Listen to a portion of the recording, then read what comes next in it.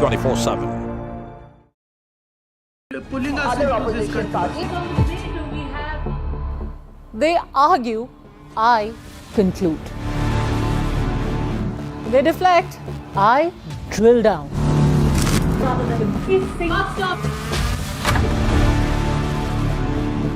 This isn't a free-for-all. It's a reckoning. No filler, no fog. Only the facts and where they lead. Every night at 9, the case closes because the buck stops here. Vanakkam Tamil Nadu.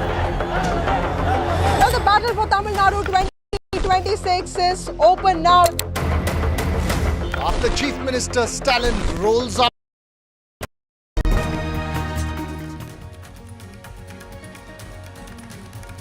Hello and welcome to the Southern View. What's lined up on the show over the next hour with Vasudha and me. Namaskaram. Kingla Vasudha. Welcome, Bida, and on the Sabrimala face-off in Kerala today, and also the face-off over ambulances in Tamil Nadu. We'll also have a special focus on the horrific Hyderabad and Noida murders. But first, the headlines we're tracking this evening. Nikki's father, Greater Noida dowry victim, death victim Nikki's father has shared August 21st horror with NDTV. He has demanded that monsters be hanged. Karnataka Home Minister G. Parameshwara's supporters organize a special event, Paramotsava, to felicitate the Home Minister. He says it's just the wish of his voters. Meanwhile, Union Home Minister Amit Shah's big attack on the opposition on tainted Neta's bill. Home Minister says the opposition is compromised even as Prime Minister Modi included himself in the proposed law to sack jailed ministers.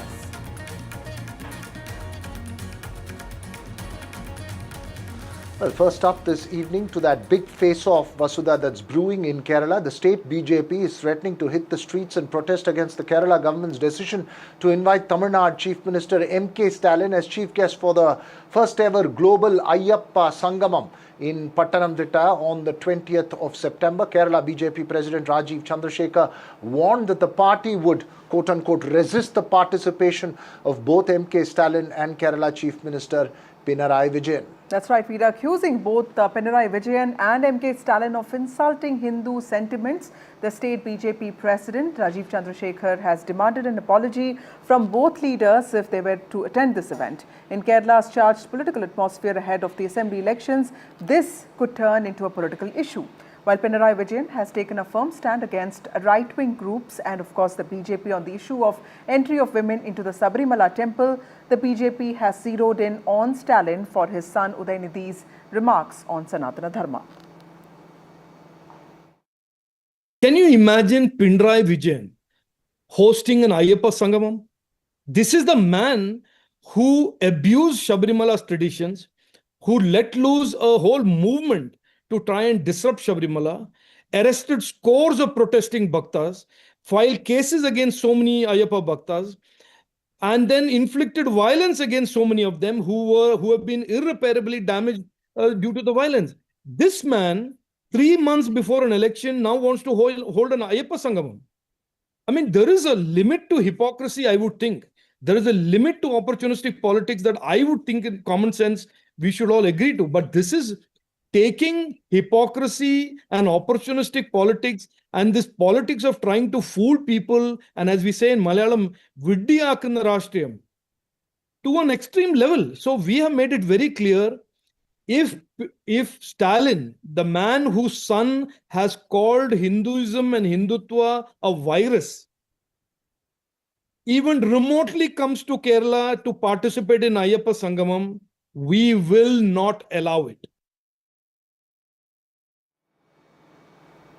Well, so the BJP setting the tone for a face-off, Vasudha, that could have electoral resonance there in Kerala, especially in a few constituencies there. Joining us this evening for a quick face-off, no politicians, but two Kerala observers who have very, very strong position on issues. I have R.K. Radhakrishnan, senior journalist from Chennai, who follows the DMK very closely, but originally from Kerala. We'll also have Rahul Ishwar, author and writer from Kerala, join us in just a bit from now. R.K. Radhakrishnan, you heard what Rajiv Chandrasekhar has said there. Do you believe that this issue could have political significance for the BJP eventually and put the left and the Congress in a spot? Do you think Stalin would accept that invitation and attend that event? Thank you for the opportunity, Veera. Good evening, viewers. Namaskaram. The first thing is that Rajiv Chandrasekhar should brush up his Tamil. He said something like Vidya Kunna Rashtriyam. It's not Rashtriyam, it is Rashtriyam. First thing, please brush up your Malayalam, otherwise don't speak in Malayalam, Rajiv Chandrasekhar. Number one. Number two, the politics actually is playing out about 200 kilometers north of Pathanamthitta. It's in a place called Thrissur, where there has been massive and widespread allegations of voter fraud during the 2024 Lok Sabha election. This is a distraction. What you see now is a distraction. And number three, BJP has certainly lost out of an opportunity to do something similar. I suspect, as far as I know, there was some idea of, again breaking up the Ayyappa thing, which failed when the Pathanamthitta by-elections were held about 6 years ago. And then again, during the 2021, assembly elections as well, 2024 Lok Sabha elections as well. It never worked a single time at all. And that is what you need to see. See, it happens once, yes, you can agree that it's a mistake. When it happens a second time, it just means that the BJP local units are inefficient. What was the first time? It was the Muruga conference in Tamil Nadu, where the BJP was caught napping. And then they hurriedly arranged another conference. They invited Amit Shah and all of that. That turned out to be a dance trip. And now you are caught out again. That is, the BJP is caught out again in the southern state. They should think of some smart, intelligent people to man both Tamil Nadu and the Kerala units. Ayyappa conference this time. Rahul Ishwar is joining us. Rahul Ishwar, the DMK has time and again clarified that Udayanidhi Stalin was talking in the context of untouchability when a party says that they will not allow Udayanidhi Stalin and MK Stalin to enter Kerala, and they will resist their entry because they are, the enemies of Hinduism. Don't you think that it's just one section of people deciding who's a Hindu and who's not, and that really is contrary to what Hinduism believes in? First of all, Swami Sharanam. See, as an Ayyappa devotee, every Hindu organization in the state welcomes the particular summit. But we are having apprehensions and inhibitions regarding 2 or 3 things. One, Chief Minister PinarayiVijayan has jailed thousands of people. I was jailed 5 times. I was in jail for weeks altogether.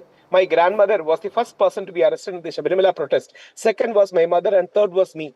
There are such many people who are still fighting the cases. Sri PinarayiVijayan said he would withdraw all cases. Rahul Ishwar, the arrest was because RK, you did not want women to go to Sabarimala, right? Then, let him also put the context in place. No, the arrest was because they wanted to prevent women from going into Sabarimala. Let him say that. Sir, okay, go ahead, Rahul Ishwar, respond to both. Can I please point out? The arrest was because we want to protect our faith and belief, which is guaranteed by Article 25 and 26 of Indian Constitution. And we have successfully done that. Please remember that. Menstruating women are against your fundamental rights. Menstruating women are against your fundamental rights. Women from the age of 14 to 55. Wait, RK, I'll come back to you. Finish your point, Rahul. Much louder than you. And I can speak much louder than you. I heard much louder than you. Both of you speak at a matter of television volume that will be heard. So please go ahead, Rahul Ishwar. You will never outshout me. If you want to make it a shouting match, RK, please hold on. You will never outshout me. Please respond, and then I'll come back. So please remember, a wrong 4-1 Supreme Court verdict was overturned by devotees' protest, and Honorable Supreme Court was magnanimous enough to take back their verdict and keep it in the cold storage. That is the victory of Kerala people, and that's a victory of believers. In spite of having 10,000s of police officers, we won because truth was at our side. And please remember, every year, lakhs and lakhs of women visit Sabarimala. There is only a mere age regulation. That age regulation was misportrayed by ultra-leftist and ultra-liberals as some kind of regulation, and we successfully won the war. Anybody can definitely claim anything, but we successfully won the war. And even right now, the CPM government is guarding Sabarimala temple from young women from entering. So you know who won. But right now, the point is, we have a lot of pain, anger, and wound left in that particular thing. So we would urge Kerala Chief Minister Sri Pinarayi Vijayan and also Sri Stalin, whose son has went on to say that Sanatana Dharma is dengue, malaria, and AIDS and had to be eradicated. Please remember, Ayyappa is a god of R.K. pluralism Radhakrishnan, too. respond. We have a Hindu Ayyappa. RK, respond. Yeah, the point happens to be that it is the left government which saw to it that women of menstruating age do not enter the temple despite a Supreme Court order. They just made sure for Namke Vaste, they just made sure that two women went there, prayed and left. That's it. It is CPM on the same side, BJP on the same side, all political parties on the same side. Suddenly, BJP has a problem with this particular conference only because they have been caught out. As simple as that. And the other thing, Veera and Vasudha, I don't understand. Are you being held responsible for what your child does? Let us take it at face value. I take Rahul Ishwar and his feelings have been hurt and all of that. My feelings have not been hurt. Udayanidhi comes to the same state that I am in right now, but then my feelings have not been hurt. So let us ask this question. Should Stalin be held responsible for a remark made by Udayanidhi Stalin? As simple as that. He's a 51-year-old man. What are you trying to say in the first Rahul place? Ishwar, the Secondly, BJP Can I point out one thing, ma'am? Can I point out one thing? Conferences- I'm a Gandhian pluralist. I believe in communal harmony, and I always say Ayyappa is the god of pluralism. Rahul because there Ishwar, is you a should be Muslim- happy that Can I the just complete- LDF can is I just also complete that? organizing Can I something just- on religious can I lines. Can I just complete one line? Can I just complete one line? Ayyappa is a god of pluralism, and North Indians will be surprised to know that there is even a Muslim deity or a Muslim shrine inside Sabrimala. We are proud of our pluralism. But let me humbly ask you a question. Will any politician say regarding any other religion that they are dengue, malaria, and cancer? Will anybody dare say that? They should not say that. There is no two ways about it. They should never say about holy RK, Islam and holy respond Christianity quickly. anything Yeah, derogatory. Rahul, But when it Rahul, is the said about point our happens to be faith that and our community, it is Rahul, passed the off point is as that there are liberal. no North That is Indians not on the show acceptable. at all. Vasudha and Veera, me and you, all are from the same geography. Okay, Tamil Nadu and Kerala. That's so it. be it. And I was telling to a pan-Indian that was audience. not the intention at all of let's what leave, MK let's leave the Stalin larger said thing. or what Vasudha, I have Udayanidhi one Stalin simple said. The question point to is both that of them. Both how of them are dare political observers. people First like to you RK, say that then to MK Rahul Stalin will Ishwar. not be Who is Lord allowed Ayyappa to come going to into, bless as far as the Kerala Kerala? Okay, election let's is listen to concerned? Veera. RK, Veera is making a point here. Veera. I just have a very quick question. Who do you think will benefit from this in the Kerala elections? Who do you think has the blessings of Lord Ayyappa in the Kerala elections? Is it the BJP, Congress or the left? R.K. Radhakrishnan, first to Local you. body elections here, obviously the ruling party will make the most of it. It is very simple. The local body elections are held by the state. The state election commission holds it. It has nothing to do with the central election commission. So obviously the ruling party of the state is going to hold sway. Lord Ayyappa doesn't have any politics. Okay. Lord Ayyappa doesn't Lord have any Ayyappa politics. has no politics. And Rahul devotees Ishwar, also respond don't have quickly. any Rahul politics. Ishwar, yeah. Rahul Ishwar. Just quick, only one line. Yes. Lord Ayyappa doesn't have any politics. We devotees also don't have any politics. Even in this summit, the major protester, NSS, Nair Service Society and SNDP is joining hands with the government. But we have apprehensions. We have some questions. We want to know the stand of Sri Pinarayi Vijayan, our Chief Minister, and Tamil Nadu Chief Minister regarding the anti-Hindu remarks they have made and the anti-Hindu positions they have made. Is it not a legitimate thing to ask? We respect them as Chief Ministers and Head of States. At the same point of time, we have some legitimate question regarding their position regarding Hindu community, temples, and all these worship. We respect Durga Ma, Position, Stalin's clarify wife, position. who was kind enough to come to Guruvayur and offer $1 million worth gold crown to Guru Ayyappa. We are happy and proud of such people. But at the Okay. same point of 20 time, what seconds, is their R.K. Radhakrishnan, position regarding final this? word. It's a genuine question. No, it's very clear that the BJP lost out in this particular conference. They wanted to do something huge on Ayyappa. Okay. That is not happening. CPM has literally taken away their idol, and they are worshipping that idol. It's as simple as that. And the entire Congress and the BJP have been left holding the baby. But RK, the fact that LDF is doing that also shows that the BJP has won in some aspects, right? Because for the DMK and for LDF, it is equally difficult because, they really swear by rational thinking and scientific temper. For them to do something like that, also, I do feel that the BJP has won somewhere in terms of identity. Yeah, longer conversation, Vasudha, we should have it. We welcome all the atheists flocking to the temple. Okay. All right. Okay. We'll leave that conversation there. We'll see how this plays out, Vasudha. But yes, it is an important issue to focus on. But now to the run-up to the famous annual Mysuru Dasara celebrations in Karnataka. The state government's choice of Booker Prize-winning Kannada author Banu Mushtaq to inaugurate the traditional festivities in Mysore has been questioned by sections of the state BJP. While Banu Mushtaq is seen as a strong Kannada icon, and the state government has categorically declared and defended the choice of her to inaugurate the festivities, BJP's former Mysuru MP and a few other leaders, only some sections, have questioned if the choice is secular. That's right, Veera. Banu Mushtaq is from Hassan district of Karnataka, which is part of the old Mysuru region, and she's the first Kannada writer to have won the Booker Prize for her book Hridaya Deepa, Heart Lamps, translated into English by Deepa Bashti. And in the past, celebrated Kannada writers, irrespective of religion, like Nisar Ahmed, have inaugurated the Dasara festivities in Mysuru. Listen in to the Karnataka Home Minister respond to BJP leader Pratap Simha. ಇವತ್ತು democratic setup ಬಂದಿರೋದ್ರಿಂದ ಈ ಸಾರ್ವಜನಿಕ ಆಚರಣೆಯನ್ನು ಸರ್ಕಾರ ತನ್ನ ಸುಪರ್ದಿಗೆ ತೆಗೆದುಕೊಂಡಿದೆ ಹೊರತು ಇದು ಸೆಕ್ಯುಲರಿಸಮ್ ಪ್ರತೀಕವಲ್ಲ. ಇದು ಧಾರ್ಮಿಕ ಆಚರಣೆ. ತಾಯಿ ಚಾಮುಂಡಿ ಬೆಟ್ಟಕ್ಕೆ ಹೋಗಿ ಅಲ್ಲಿ ಪುಷ್ಪಾರ್ಚನೆಯನ್ನು ಮಾಡಿ, ಅಲ್ಲಿ ಪೂಜೆಯನ್ನು ಮಾಡಿ, ಆರತಿಯನ್ನು ಮಾಡಿ ವಿದ್ಯುಕ್ತವಾಗಿ ದಸರಾ ಆಚರಣೆ ಪ್ರಾರಂಭವಾಗುತ್ತೆ. ಬಾನು ಮುಷ್ತಾಕ್ ಅವರಿಗೆ ತಾಯಿ ಚಾಮುಂಡಿ ಮೇಲೆ ನಂಬಿಕೆ ಇದೆಯಾ? ನಿಸಾರ್ ಅಹಮದ್ ಅವರು ಮಾಡಿರಲಿಲ್ವಾ? ನಮ್ಮ ಈ ರಾಜ್ಯಕ್ಕೆ, ನಮ್ಮ ಸಂಸ್ಥಾನಕ್ಕೆ ದಿವಾನರಾಗಿದ್ದವ್ರು ಯಾರು? ಸರ್ ಮಿರ್ಜಾ ಇಸ್ಮಾಯಿಲ್ ದಿವಾನರಾಗಿದ್ದರು. ನಾವು ಈ ನಾಡ ಹಬ್ಬಕ್ಕೆ ಯಾವ ಜಾತಿ ಧರ್ಮ ಇವೆಲ್ಲ ನೋಡೋದಿಲ್ಲ. ಅದಕ್ಕೋಸ್ಕರ ಅದೆಲ್ಲ ಆ ಬೆಳವಣಿಗೆ ಒಳ್ಳೆಯದಲ್ಲ. ಧಾರ್ಮಿಕ ಕಾರ್ಯಕ್ರಮ ಅಂತ ನೀವು ಅಂದ್ಕೊಂಡಿರ್ಬೋದು. ಇದು ನಾಡ ಹಬ್ಬ, ಇದು ನಮ್ಮ ರಾಜ್ಯದ ನಾಡ ಹಬ್ಬ. ಇದು ಹಿಂದಿನ ದಿನ ನಡ್ಕೊಂಬಂತಿರೋದು. ಅದರಿಂದ ನೀವು ಅದಕ್ಕೆ ಯಾಕೆ ಧಾರ್ಮಿಕ ವಿಚಾರಗಳನ್ನು ಮಿಕ್ಸ್ ಮಾಡೋಕ್ಕೆ ಹೋಗ್ತೀರಾ? ಹೊರಗಡೆ ಒಂದು ವರ್ಗವನ್ನು ಹಾಗಾದರೆ ನೀವು ಹೊರಗಡೆ ಇಟ್ಟು ಹಬ್ಬ ಆಚರಣೆ ಮಾಡ್ತೀರಾ? ಚಾಮುಂಡೇಶ್ವರಿ ಮೇಲೆ ನಂಬಿಕೆ. Joining us now is BJP's MP from Mysuru, also the Maharaja of Mysuru, Yaduvir Krishnadatta Chamaraja Vadiyar. Thank you, sir, for speaking to NDTV. My first question to you. Sections of Karnataka BJP have opposed the invitation to Booker Prize winner Banu Mushtaq to inaugurate the Dashera festival. Your family has had a legacy in organizing this for centuries. What is your position on this controversy?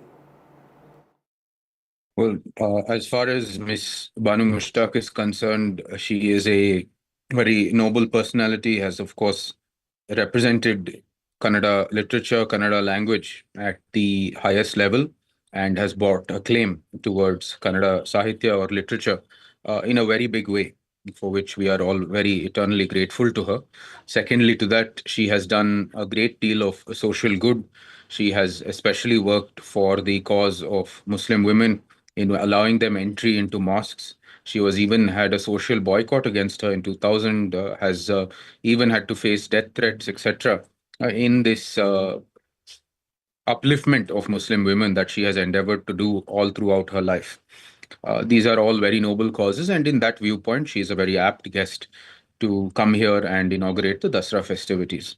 The state BJP, and even me included, have expressed our concern on the fact that obviously this is a religious festival first and foremost, and you would generally want people who are of the same religious sentiment and who adhere to these religious norms and understand or come from that same Bharatiya Indic perspective and understand to honor these aspects.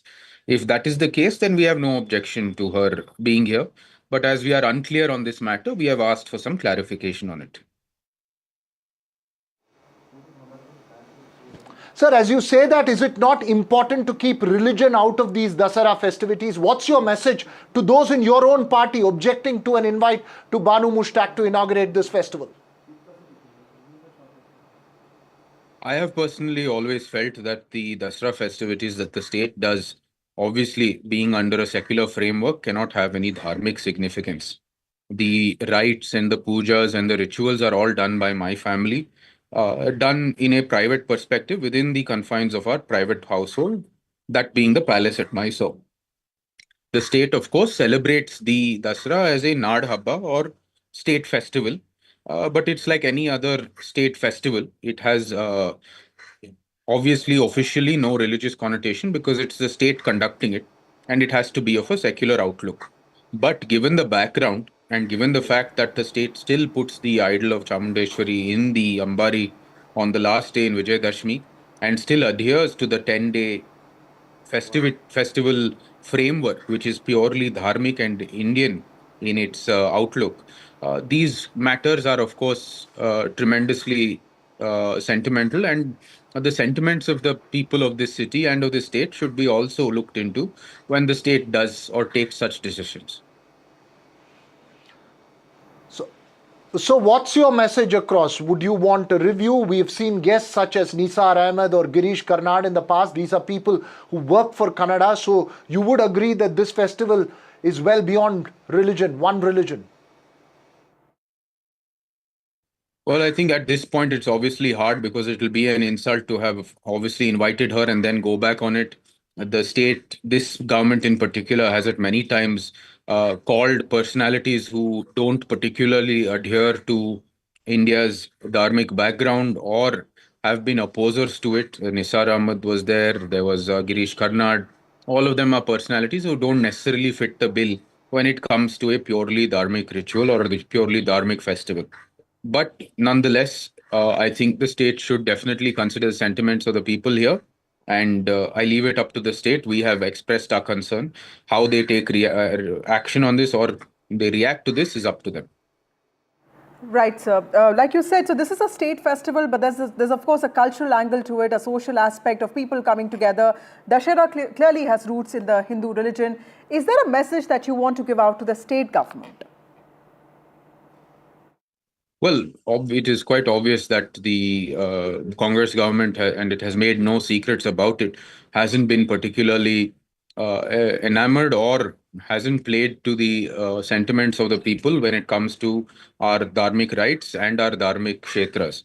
The Chamundeshwari temple authority that they are trying to pass, trying to take over various other mutts and religious sites where authorities, the Gali Anjaneya temple in Bangalore as well, being put into the Muzrai department, are all cases for which the state is trying to interfere in our dharmic stalas, our dharmic places of worship, and also our dharmic whatever sentiments that are there. So these aspects of it, the Congress government has tried to play, politics in it, and it's certainly something that we have been condemning. And we will also obviously take whatever political action we have to. I am in no place to give any message to the Congress, but being a responsible opposition here, my only message would be to not play, with the sentiments of the people of this state, especially when it comes to the dharmic rights that we have.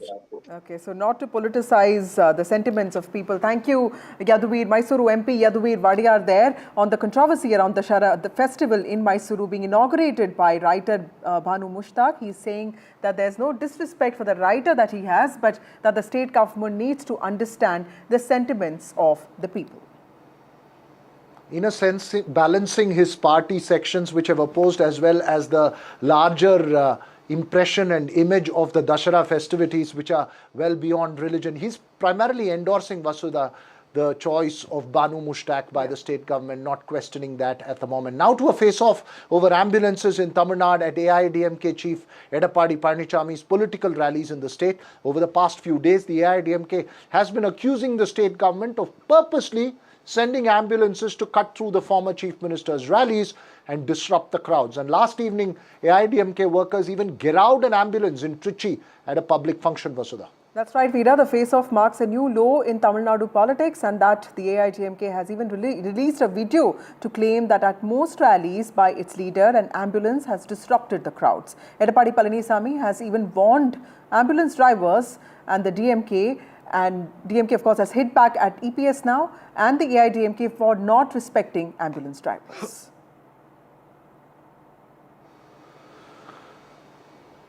Well, so for an AIADMK-DMK face-off over emergency services, joining us this evening, A. Saravanan of the DMK and Kovai Satyan of the AIADMK. Saravanan, we'll wait for Kovai Satyan to join in just a bit. Respond to the accusations that ambulances are being purposely sent to disrupt AIDMK rallies. I'm sorry, I believe Kovai Satyan's there. Kovai Satyan, purely allegations, the DMK has argued, is a figment of the AIDMK's imaginations, and the attack on the ambulances has been questioned by the DMK.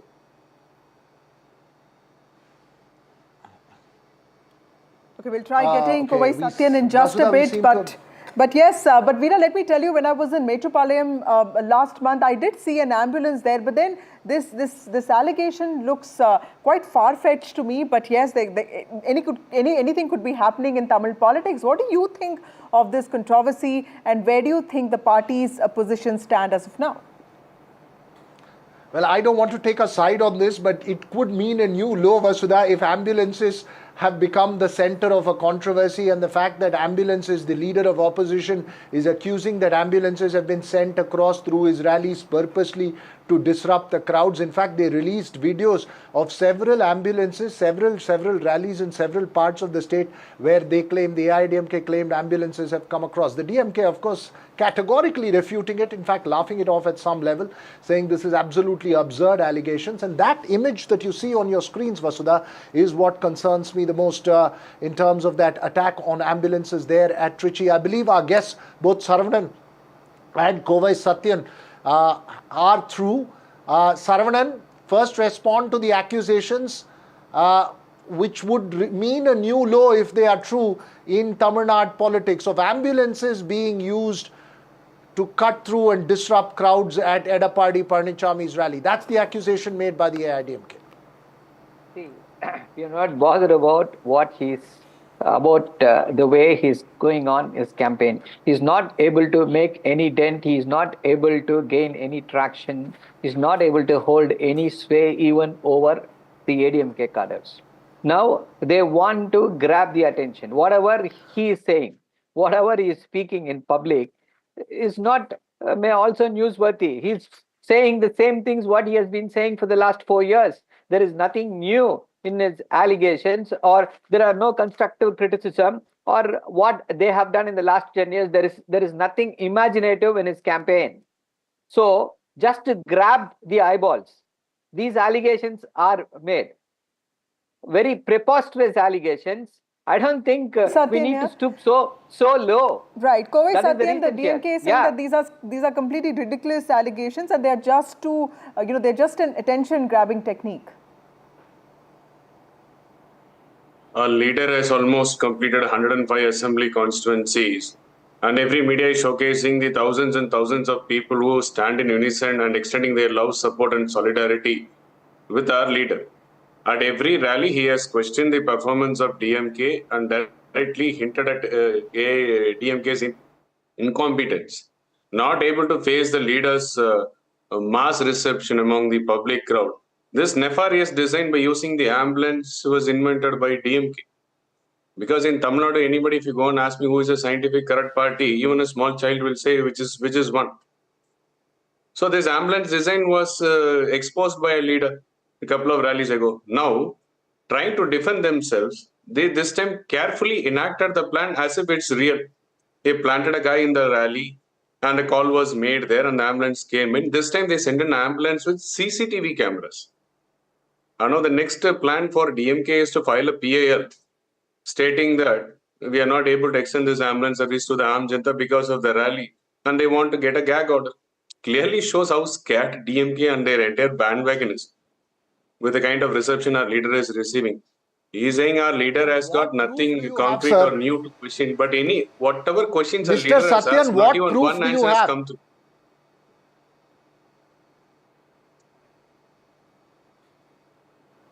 Kovai Satyan, what proof do you have? If DMK can release the data for the last incident which took place yesterday, what happened to the 20 ambulances which came earlier? Why couldn't they release those data? Dissent clearly says that how they have been trying to manage this show, having caught red-handed since our leader exposed their sinister plan. Okay. If all those calls are true, and if this is a natural course of action, what has stopped DMK from releasing the data of the ambulances that passed by our leader's rally? every time. Okay, Sarvana just There come are- clean. No, the party can Yeah, just yeah, release the yeah, status of yeah. ambulances because Yes. AITMK I was reading up was also saying that, there's a parallel street. The ambulances are supposed to use that one, but most of the ambulances that have passed by EPS's rallies have been empty. That's their allegation as well. See.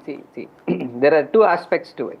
The one thing is the way a former chief minister goes ahead and gives a call to lynch them. This is unimaginable. See, probably he should take a leaf out of Mr. Modi's playbook and ask the cadres to give way for the ambulances. Because we have seen in every Modi's rally, there will be an ambulance. Edapadi Palaniswamy I don't did know that, why. at least in the Mettupalayam rally, he did stop. In fact, he asked his cadre to maybe it just got beyond a limit that he had to do this. No. See, that's what. See, these allegations are not backed by any proof. Whereas the van driver has been assaulted. I don't know who will do this. An ambulance driver assaulted because he wants to go and pick up somebody who has been injured.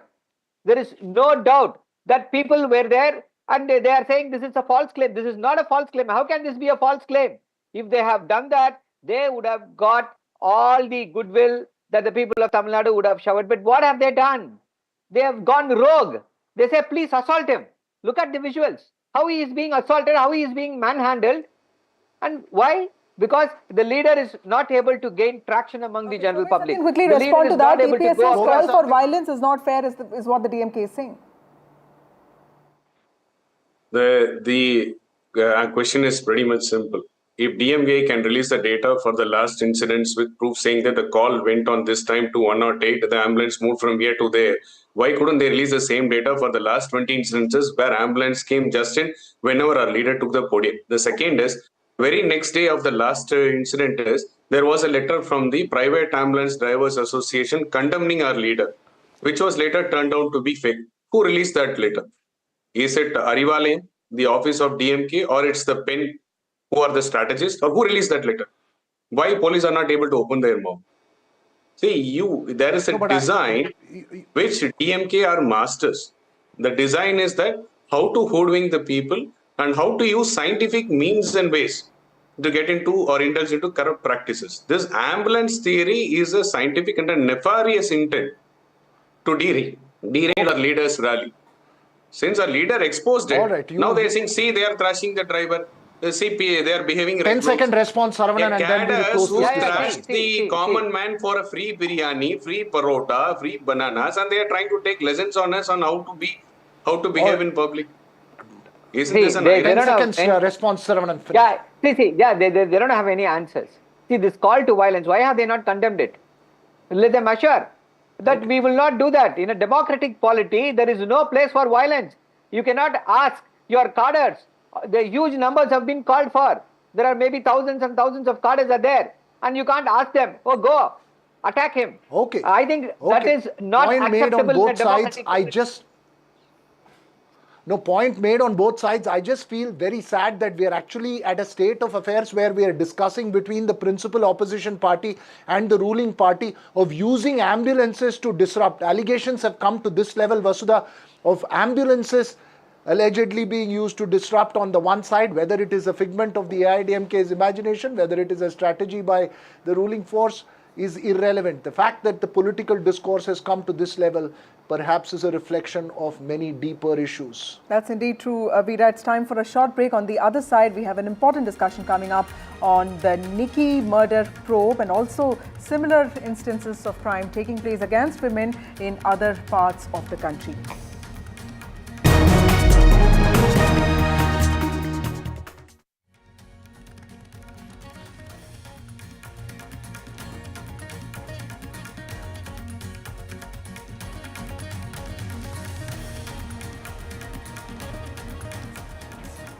Husband objected to Nikki's Reels revelation in Nikki murder probe.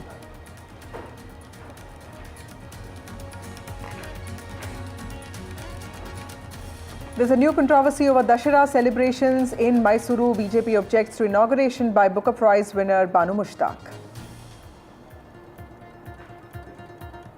TMC MLA arrested by ED today. MLA Jiban Saha has been arrested in cash for jobs case. Prime Minister Modi included himself in proposed law to sack jailed ministers. Home Minister Amit Shah now hits out at the opposition that's protesting the bill. Presented by Canara Bank. Together we can.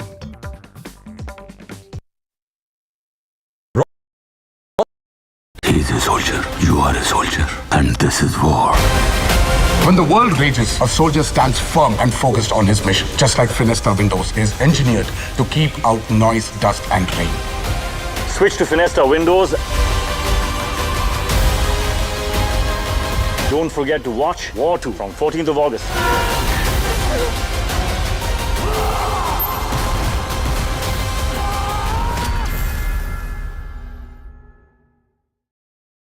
जब मुंबई से वापस Kolhapur shift हुआ तो सबने कहा कि dream city को छोड़ रहा है। ड्रीम सिटी तो मैंने कहा ड्रीम में तो यही गलियां आती हैं। तो जब ये रियलाइज़ हुआ कि कुछ बड़ा करने के लिए बड़े शहर में रहने की ज़रूरत नहीं है, तब लगा कि लाइफ में ग्रो किया। कशित आई ऐसे बॉय मिलते मुंबई में, चांस ही नहीं। SIP करो, इन्वेस्ट करो, लाइफ में ग्रो करो। प्रतिभूति बाजार में निवेश बाजार जोखिमों के अधीन है। निवेश करने से पहले सभी संबंधित दस्तावेजों को ध्यान से पढ़ें। Gold plus optimistic reflective glass लगाओ, धूप की गर्मी को दूर भगाओ और बिजली का बिल भी बचाओ। Mohit, you are known for your music. All your films, musics stay with us till today. I'm a millennial and those music are kind of music. So whenever we say Mohit Suri film aa raha hai, we know the music will be good, right? It's a given. So you really work hard. But is this always like how you create your music? You need everything in place, the mood, the lighting, even when the person is in the studio and just singing. And also, how did you select your musicians that this person's voice is perfect for this song? You know, that's what I think, the amount you give to a song, that's how long it will last, I think. Everyone does the programming, everyone writes the words, everyone makes the thing. But the thing is how much you give, how much of heart you give to the lyrics or to the music or to the melody or to the singing. That's how long the song will last, is what I genuinely feel. If you don't give that love, you're not going to get it back. It's just a simple debit and credit procedure, I think, with the audience. I genuinely feel I don't have any special skill. I don't know any scale or anything else. It's just that I enjoy that process a lot. Give me an evening to just go for a film party or something, I'll skip it. But you give me like a struggling musician to go who has a great tune, some new guys, chill all night with them. I can do that. I can just sit there, make music and stuff like that. We just did that recently. Fahim came down. He just surprised us, and we met in my Bandra office. And Ahan was there, Aneet was there, and he made me hear his other songs and stuff like that. But it was it's so much fun. Because I just think making music, film, you still get to see something. Yeah. I think music is so amazing. You don't need to see anything. It's in the air and suddenly it just comes together and it's just, you can just feel it. And something you hear makes you feel something. It's just magical. Rajasthan is history, culture and much more. And I have been reporting on all things royal for more than 25 years. The colors, the culture and the complexities of the Northeast is different from the rest of the country. I have been bringing the Northeast closer to the capital for over 15 years. Madhya Pradesh is the heart of India and I have been capturing its every beat for over 10 years, covering the corridors of power, what is said, what is left unsaid, and what it actually means for you and me. I have it all covered. Kashmir is often called paradise on earth, a region that has been in a state of flux from conflict to India's crowning glory. I have been reporting and decoding Jammu and Kashmir for last 3 decades.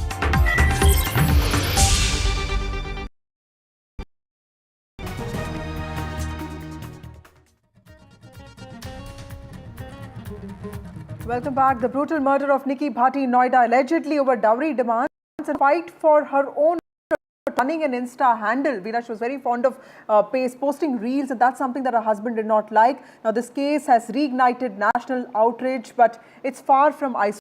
From Tamil Nadu to Telangana, women continue to be harassed, tortured and killed by husbands and in-laws, often within days of months of marriage. Despite laws banning this practice thrives in silence, shielded by family honor and, of course, societal complicity. That's right, Vasudha. Investigations drag on, convictions are rare, and victims are reduced to statistics at the end. These aren't just crimes. They are symptoms of a deeper rot in society, a culture that treats women as property, marriage as a transaction. We have cases of dowry deaths from across the country. Recently, you had from Tamil Nadu as well as Kerala. In Hyderabad, there has been the gruesome case of a husband chopping his pregnant wife and disposing her body into the rivers. There are laws but few convictions. India's obsession with patriarchal control has turned homes into battlegrounds, Vasudha, for women.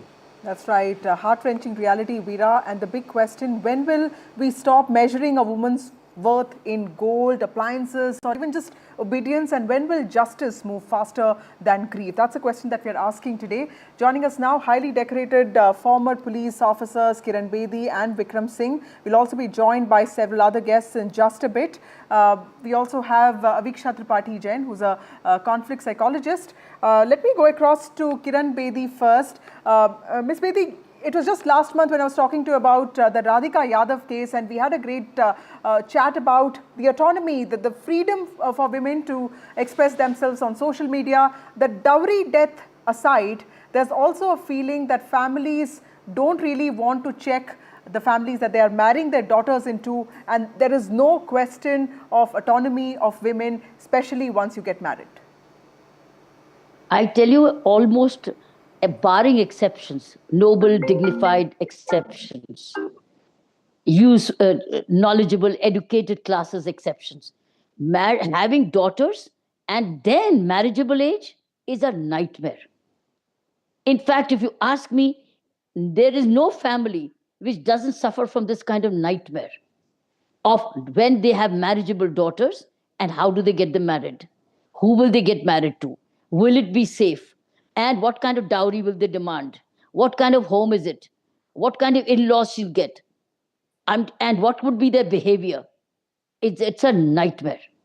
I think we have not addressed this issue of how marriageable girls now. Now, some girls may be not wanting to get married, but the parents want to force her to get married for reasons. Otherwise, society kya kahegi? Because to be accepted in society, you have to, marriage is essential, whether it's a boy, man, or a woman. So it's a nightmare.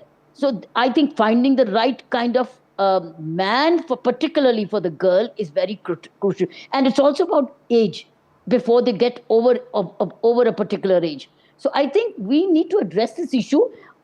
Is the marriage the be-all and end-all? It's becoming, and then giving and taking. Right.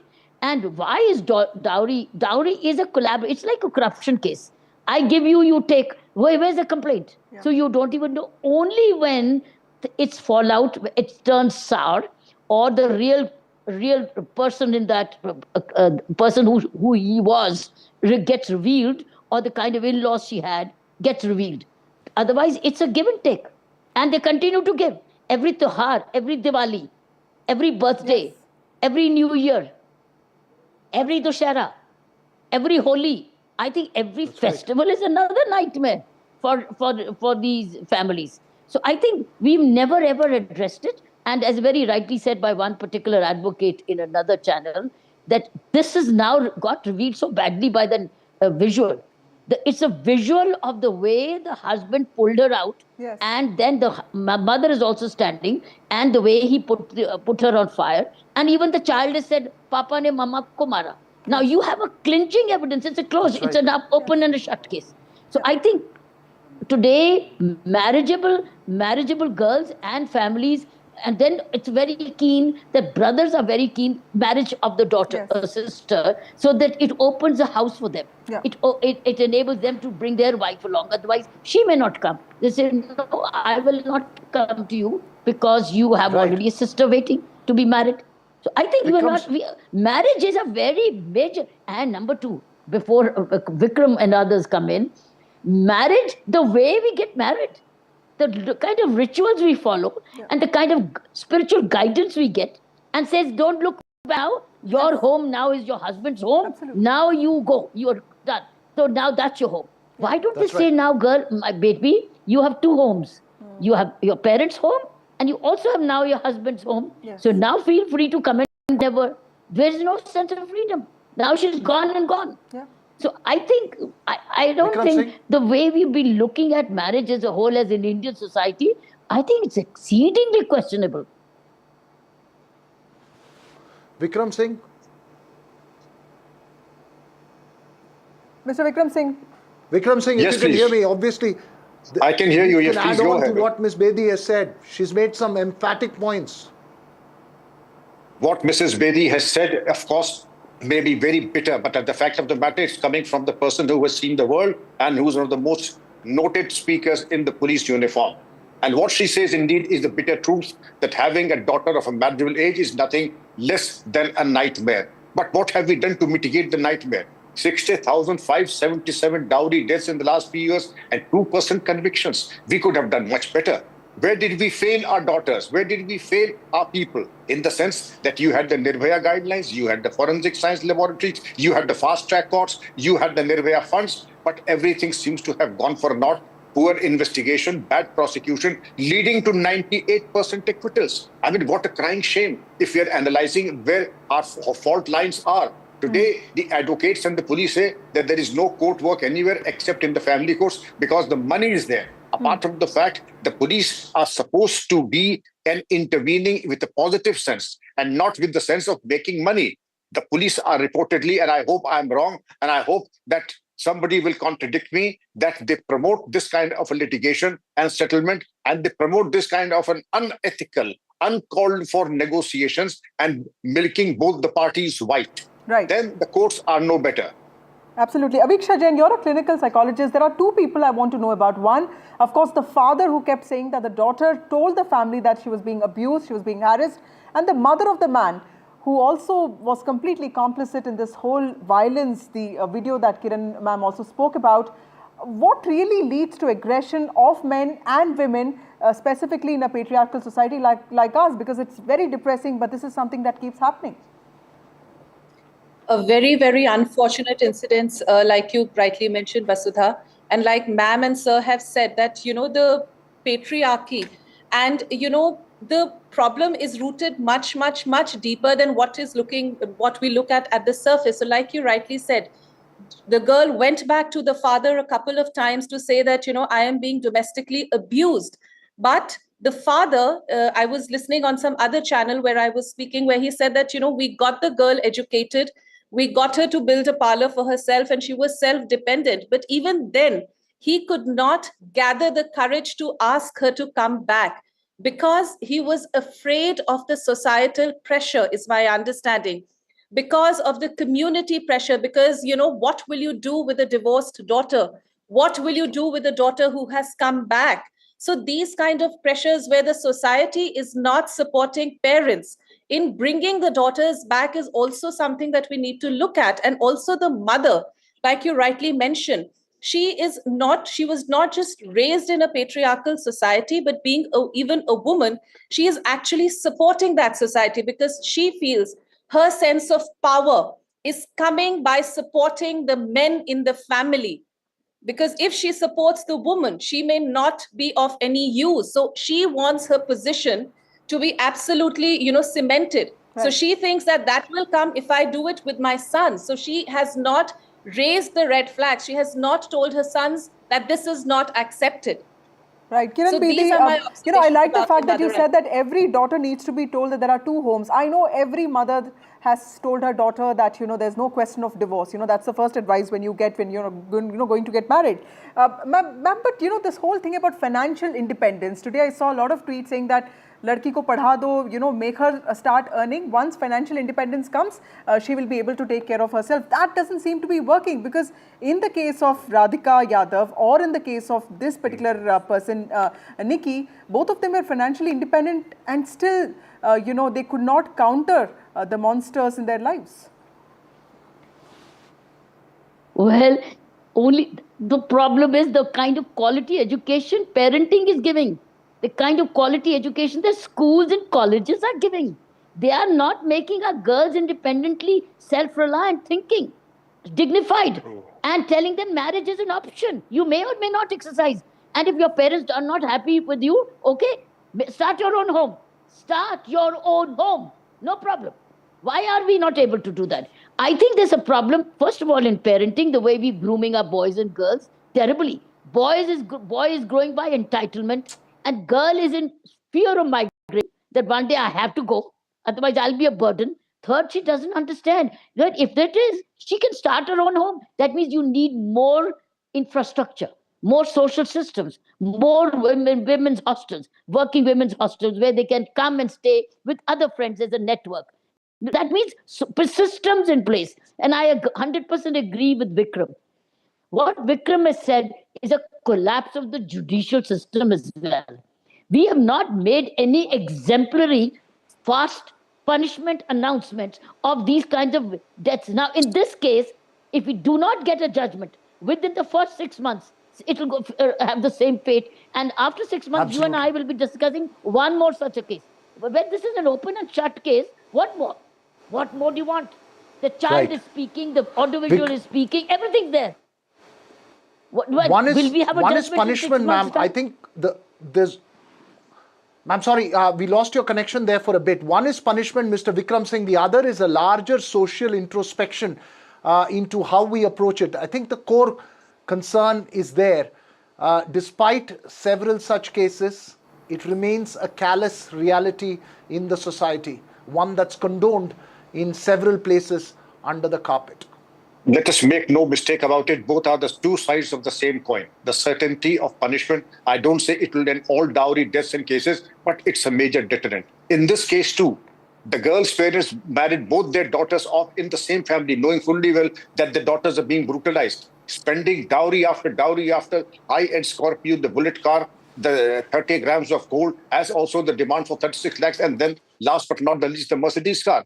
I think they did educate their daughters well, they brought them up well, but where was the compulsion, as Madam Bedi has said, to keep on bailing out their daughters for what and against whom? These monsters did not learn ever, and they knew that they could fleece the parents out and they milk them white. But that wasn't to be, and the girl died before her time. But therefore, the certainty of punishment, as also the societal requirement, and also the sensitization of the police and the investigation and the counseling. And as Madam Bedi has rightly said, many platforms bringing up the girls and bringing up the boys both, that needs to take a relook in today's times now. You know, lots of changes in upbringing, and also like Kiran Bedi said, that we need to teach our girls self-reliance in thinking and not just financial independence. Thank you all of you for joining me on this broadcast. Veera, it is a heart-wrenching story, and it still beats me as to why we treat a woman's suffering as a private matter until it just becomes a public tragedy.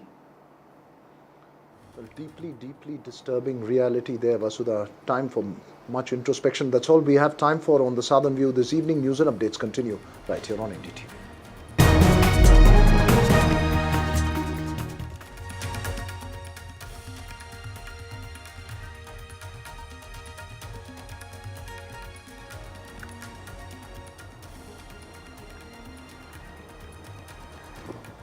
Reels revelation in the Nikki murder probe. Nikki wanted an Instagram that's functional, but her husband was against it. There's a new controversy over Mysuru Dashera celebrations. This is over invite to writer Banu Mushtaq to inaugurate this festival.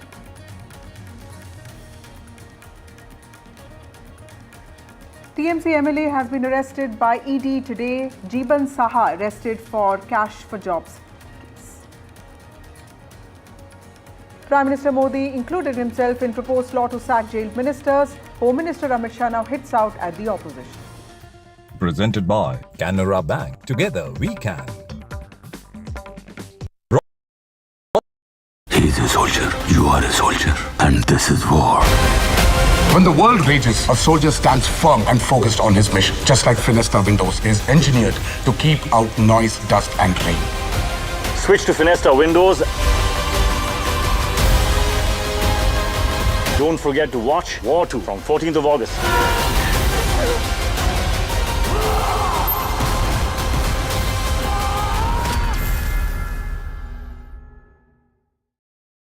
My birthday gift to papa, ये उनके पापा की पहली गाड़ी एक garage में पड़ी थी दार्जिलिंग में। फिर 3 मैकेनिक, पेंटिंग, पॉलिशिंग। जब इसे फाइनली घर लाया ना, तब लगा लाइफ में ग्रो किया है।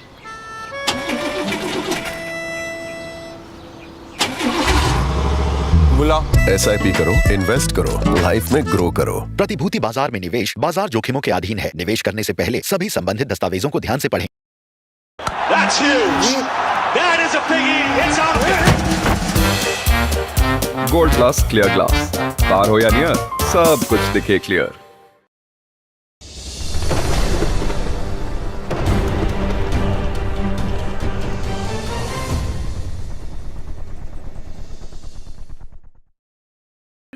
Other opposition parties. They argue, I conclude. They deflect, I drill down.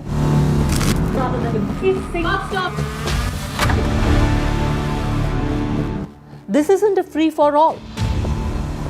It's a reckoning. No filler, no fog. Only the facts and where they lead. Every night at 9, the case closes because the buck stops here. You know, first, when Sayyara released and we as audience realized, oh my God, what is happening? You know, when did you realize it? Like, it's like, I didn't expect this, what is happening? Like that wave that hits you. You know, the first thing that really hit me, I'm telling you, was a month back actually, to be honest, is when Adi sir saw the film. And he saw a very loose cut and he decided the release date. But he was always, like me and Akshay were so into making the film, I think, along with Sumanna and all. Sometimes when you're so into it and you don't realize, you don't see it from, and then he saw it from a third person perspective. I mean, he was always super confident about the film.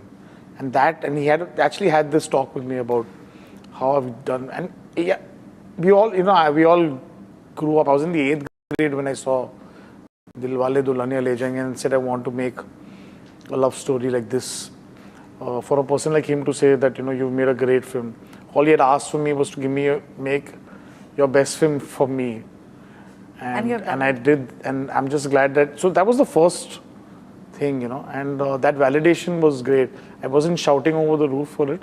It gives you a lot of confidence at that moment, Absolutely. for the person who's actually put his money where it is, and he wasn't talking about anything else, but on a very unassembled film at that time, could feel the emotion and be listening. But it was the first time we felt that we made something special.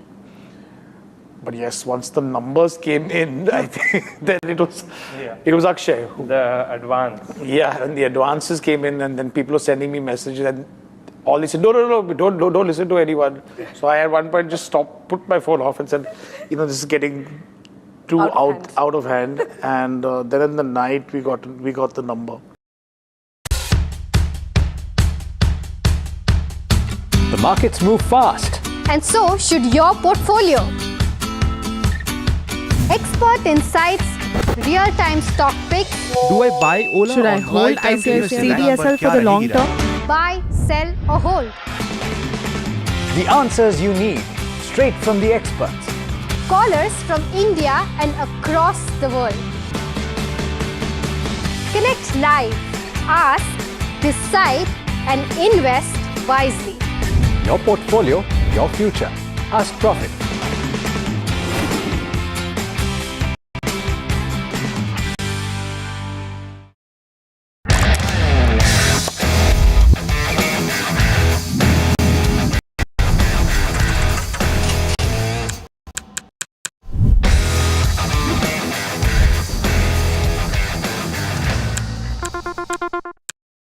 And that's why it's being said that after Kahuna Pyare, this is the film that has got two superstar debutants who are becoming superstars. But what was this faith that you had on these two that that shows on screen? You don't plan to make a blockbuster. You plan to make a good film.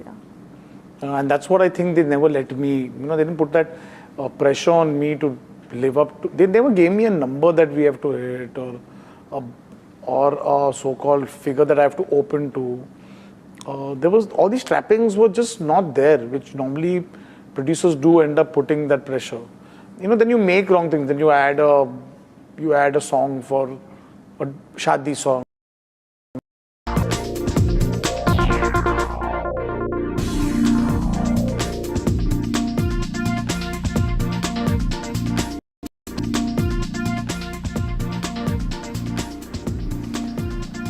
Hello and welcome to India Matters. Tonight is not a happy night. It takes just one single crime to remind us as a nation in 2025 how little progress we've actually made. And that's the reason why this woman is a woman who brings us all tonight.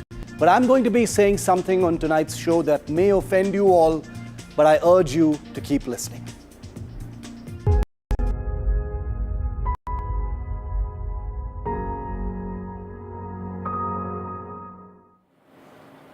Everyone is only blaming Nikki Bhati's husband and mother-in-law for her murder. Those two monsters did definitely kill her. And those monsters, in my view, deserve capital punishment. But tonight, viewer, I also blame Nikki Bhati's father equally for her murder. Yes, her husband Vipin and her shameless in-laws finally killed her. They snuffed out her life. But it was the father, this man you see on your screen, who wrote her death sentence, and I will tell you how. Nikki was beaten, tortured, humiliated at her Greater Noida residence, and she fled to her parental home multiple times this year. Did you know that?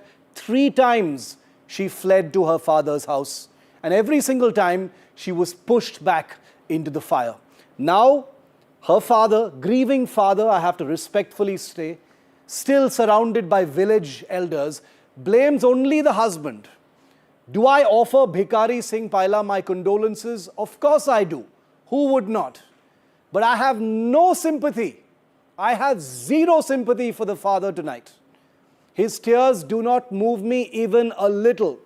He is, in my view, as much responsible for his daughter's death as his cowardly, murderous son-in-law is. The father cannot hide behind the excuse of society. I am done accepting society and community as reasons for allowing the murder of your own child. I'm the father of an 11-year-old girl, viewer. And I don't pretend to sit here and say I am the same as everyone else. Everyone has circumstances. Everyone has their community pressures. But doesn't the life of your child represent a line in the sand? I spit on such traditions and these poisonous pressures that pretend to protect honor but bury girls and women. Nikki Bhati is not just a victim. She is a mirror held up to a country that has normalized dowry violence. She is the face of thousands of women who are tortured in silence every single day.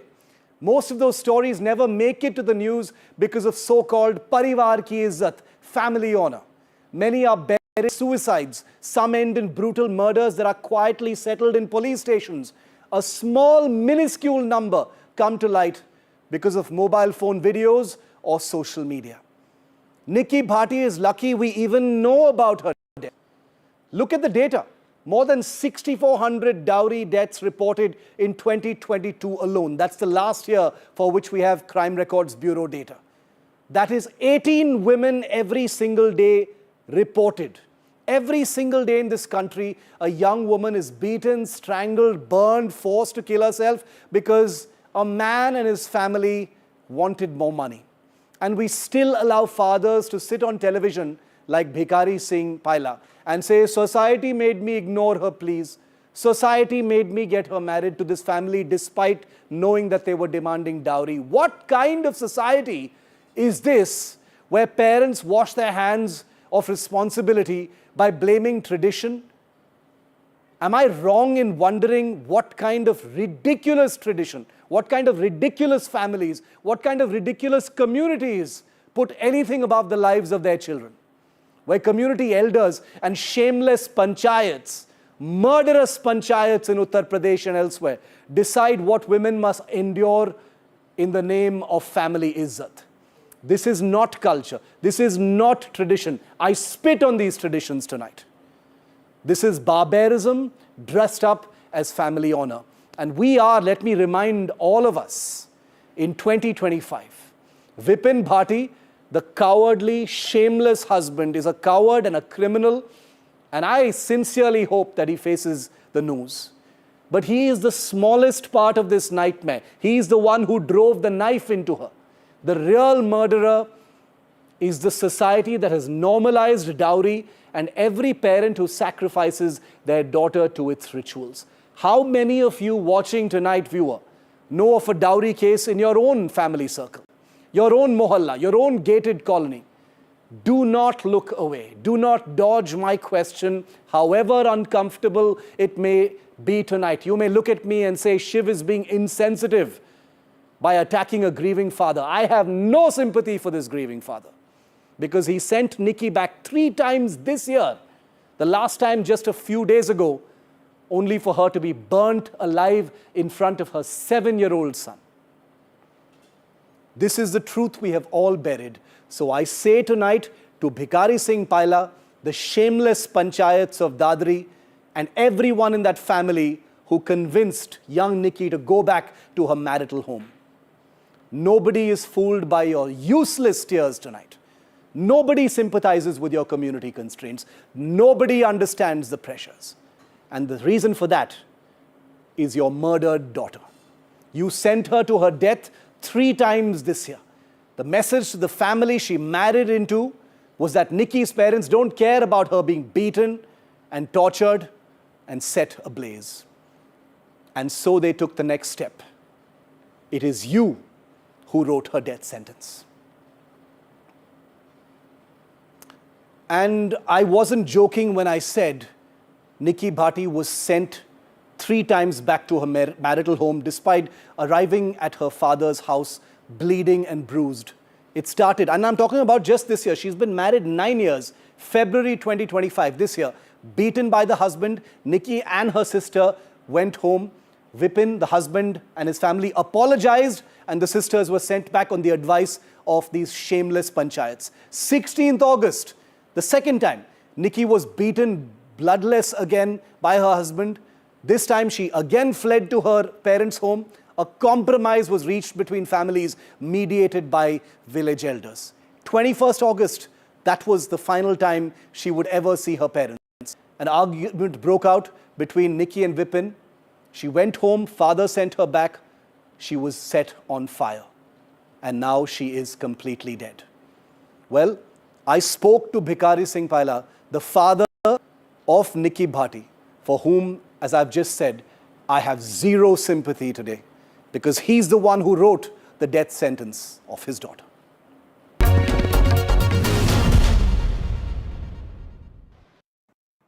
Nikki is dead. It's a story that has shocked the entire country. It has reminded the entire country about the monster of dowry death that continues to plague a country that is in 2025. It's a story that happened in the national capital region, just a few kilometers from where I'm bringing you this broadcast from this afternoon. This 28-year-old woman has become a household face and name because of the horrible, brutal, merciless manner in which Nikki was murdered because her family was not able to pay 36 lakh rupees in dowry 9 years after she married a monster called Vipin Bhati. And now joining me live is the father of young Nikki, who was burnt alive and murdered while she was even being filmed by a heartless family into which she had married 9 years ago. Bhikari Singh Paila is the father of Nikki and he joins us today. Bhikari ji, namaskar. हमसे जुड़ने के लिए धन्यवाद. पहले हम अपना condolences, अपना श्रद्धांजलि व्यक्त करते हैं.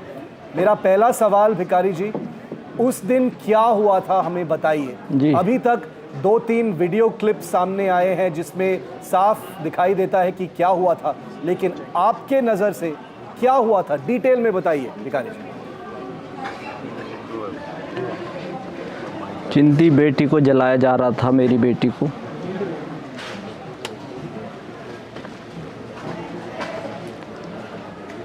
उसको जिंदी को जला दिया और परिवार वाले सारे घर के सारे बंदे भाग गए वहाँ से। दादी भी पोतेन को लेके चली गई, पोती को और बहू को वहीं छोड़ के सारा परिवार वहाँ से भाग गया। एक बेटी मेरी जल्दी है, एक बेटी को छोड़ के बेहोश छोड़ के भाग गई। दूसरा पड़ोसी आया वहाँ से और वो बेटिया को हॉस्पिटल लेगा फोर्टीज। उसी पे फ़ोन करना है। बड़ी बेटी को होश आया, उसने बड़ी बेटी ने मुझे फ़ोन किया, पापा निक्की को जला दिया। हम नंगला गांव में थे, हम वहाँ से सीधे फोर्टीज पहुँचे। डॉक्टर से हमने पूछा क्या स्थिति है, डॉक्टर बोला 70% जल चुकी है बिटिया। वहाँ से डॉक्टर बोला यहाँ से रेफ़र कर रहे हैं सफदरजंग मेडिकल के लिए दिल्ली। हमने बड़ी एम्बुलेंस का इंतज़ाम किया, ऑक्सीजन वाली का, और बेटी को हम दिल्ली लेके चल दिए।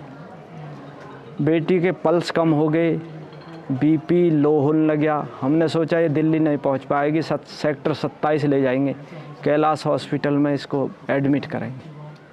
हमने ड्राइवर से बोल दिया भैया सीधा कैलाश लगा दे। कैलाश पहुँचे हम, जैसे ही डॉक्टरों को दिखाया, डॉक्टर बोले कि यहाँ नहीं है इसका इलाज, सीधा दिल्ली ले जाओ सफदरजंग। हम दिल्ली पहुँच गए। दिल्ली 7 नंबर गेट में हमने एंट्री करी सफदरजंग में, बेटी ने दम तोड़ दिया। वहाँ से डॉक्टरों को, हमारे मन को तसल्ली ना हो, फिर भी हमने डॉक्टर को दिखाया। डॉक्टर बोले इसमें कुछ नहीं है। हम बेटी को ले आए जी। बेटी को हमने पोस्टमार्टम के लिए पोस्टमार्टम हमने करवा के, और वो लोग जो हमसे पोस्टमार्टम पे वो 10-20 आदमी इकट्ठे होकर वहाँ पहुँचे कि बेटी को हमें दे दो। हमारे परिवार वाले ने सलाह करी कि भाई बेटी को तुम क्यों दे दें, जब तुम बेटी को वहाँ जलती हुई को छोड़ के सब भाग गए, और रास्ते में हमारे साथ कोई भी तुम्हारा सदस्य था नहीं। हम जो बेटी को ले आए, मेरी तो मोदी योगी से ये रिक्वेस्ट है कि ऐसे दरिंदे को फांसी की सज़ा होनी चाहिए, नहीं तो मोदी योगी कहते हैं कि बेटी बचाओ और बेटी पढ़ाओ। इनके घर पे बिल्डोजर चलना चाहिए। मेरी बेटी की आत्मान को जब शांति मिलेगी, और मेरी आत्मान को जब ही शांति मिलेगी जब इनके घर पे बिल्डोजर चल जाएगा। और मोदी योगी से मेरा ये कहना है, एक पर्स वाले चोर पे तो भूमाफिया बना के उसके घर पे बिल्डोजर चल जाता, इस पे बिल्डोजर चलेगा। ये परिवार समाज को जब ही शांति मिलेगी। मेरे परिवार बिरादर को इतना जोश है कि बेटी को जिंदा जला दिया। भिखारी जी, इस घटना से पहले कब हुई थी बात आपकी निकी से? निक्की से मैं 5 दिन पहले गया था। मैंने सारे घर को फिर समझाया बैठा के बेटा घर को चलाओ। घर का संतुलन सारा बिगड़ गया और बेटी जल गई। अब मेरे पास कुछ नहीं रहा। जब मेरी बेटी चली गई तो मेरे पास क्या रह गया? कुछ नहीं रहा मेरे पास, खेल खत्म हो गया सब। भिखारी जी, हम समझ सकते हैं आपकी पीड़ा, आपकी दर्द आज, लेकिन मैं ये आपसे पूछना चाहता हूं कि आपको ज़रूर पता होगा कि आपकी बेटी को टॉर्चर किया जा रहा है, उनको सताया किया जा रहा है। आपने कोई एक्शन क्यों नहीं लिया इसके पहले? आपको पता ही होगा कि उसके घर में ये सब हो रहा है। हाँ, ऑडियो इधर आ रही है। सर, हमारे यहाँ पीड़ित ये लोग जो आते हैं ना, बिरादर समाज के आते हैं, तो उनकी माननी पड़ती है। बेटी मैंने उन समाज के मानने से भेज दिया, और समाज ने गलती मांगी, उन लोगों ने गलती मांगी। तो मेरा रिक्वेस्ट यही है सर, मोदी जी से भी और कोर्ट से, न्यायालय से भी मैं चाहता हूँ कि इनके लिए फांसी हो, और मोदी योगी से ये हो कि बाबा का बुलडोजर इस पे चलना चाहिए घर पे। भिखारी जी, आपकी बात से मैं सहमत हूँ। महीना में मैं सहमत हूँ आपकी बात से कि इनको फांसी दे देना चाहिए, लेकिन मैं आप पर इल्ज़ाम नहीं लगा रहा हूं भिखारी जी, लेकिन लोग आप पर भी इल्ज़ाम लगा रहे हैं कि आपने अपनी बेटी को बचाने के लिए काफ़ी नहीं किया। बिल्कुल एकदम। आपको पता ही होगा कि उसके साथ क्या हो रहा है सर, उन दरिंदों के पास। सर, मदद करने का सर, ये तो आपने बचाव के लिए कुछ ही कह सकते हैं। अब तो कुछ ही कहते रहे। जब मेरी बेटी मेरे देवते के साथ सामने जल रही है, जिसका बच्चा सामने है उसके सामने जल रही है। सर मैं और ज़्यादा कुछ कहना ना चाहता। सुबह से मेरे सर में दर्द हो रहा। हर मीडिया वाला आता है मेरे पास जी। मैं आपसे रिक्वेस्ट यही है कि मेरी जो ये सुनवाई हुई। भिखारी जी, इसमें दो बात नहीं हो सकते। हम पूरा का पूरा आपके साथ ही हैं, आपके साइड पर ही हैं, आपके लिए ही हम बात कर रहे हैं इस स्टोरी पर। हम स्पॉटलाइट लगा रहे हैं, लेकिन मैं आपसे सिर्फ समझना चाहता हूं कि क्या सोसाइटी, समाज का कुछ प्रेशर था इसके पहले 9 साल पहले आपने अपनी बेटी की शादी एक ऐसे घर में क्यों करवाई जहां दहेज मांगा जा रहा था? क्या आपको नहीं पता था कि ये इलीगल है? क्या आपके पास कोई चॉइस नहीं थी? ये समझना चाहते हैं आपसे। नहीं, मेरा नहीं है, मेरे को लाइट। सर हमारी बिरादर में एक दूसरा ही शादी करवाता, और जब ऐसा कुछ नहीं था, ये तो उस टाइम तो बिटिया सही विदा की थी मैंने लॉकडाउन में, उसमें नोटबंदी में मैंने शादी करी थी। हेलो। जब उस टाइम कुछ नहीं था, जो मीडियम दर्जे की शादी होती थी वो कहती। भिखारी जी, हर किसी ने आपके पोते का वीडियो देख लिया है, अब उसका देखभाल कौन करेगा? देखो, देवते की तो देखभाल मैं करूंगा, जैसा मुझ पे होगा वैसा पढ़ाऊंगा, जैसा मैं खाऊंगा ऐसे उसको खिलाऊंगा। लगा रहा हूँ 2 मिनट, 1 मिनट। भाई मुझ पे उसकी माँ तो आएगी नहीं, और जो मुँह पे फैसिलिटी होंगी वो फैसिलिटी उस बच्चे को मैं दूंगा। जी। भिखारी सिंह पहला, बच्चा शाम को माँ की याद आती है, रोता है। जी। ये ले लो वायर, अब छोड़ दो, हो गया वायर, ले हटाओ, थोड़ा बहुत हो गया। आप अपने पोते को क्या बोलेंगे अब? भिखारी जी क्या बोलेंगे अब? उसके मन में भी सवाल होंगे अब। उसने अपने ही आंखों से देखा है कि उसकी माँ के साथ क्या हुआ है। शाम के टाइम रोता है कि मेरी माँ मेरे सामने जलाई है। उससे प्यार से समझाता हूँ, बेटा अब क्या होएगा, अब तो कुछ नहीं है हमारे पास, तो अब हटाओ ना वायर, कुछ रहा ही नहीं। रफीक दादा हटाओ ये वायर।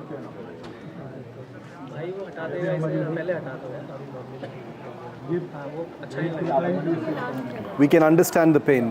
भिखारी सिंह पहला हमसे बात करने के लिए धन्यवाद। फिर से हम बताते हैं कि this is a story that has shocked the entire nation. It's not just one dowry case. It's become representative of how dowry is widespread, no matter what the strata in different parts of this country.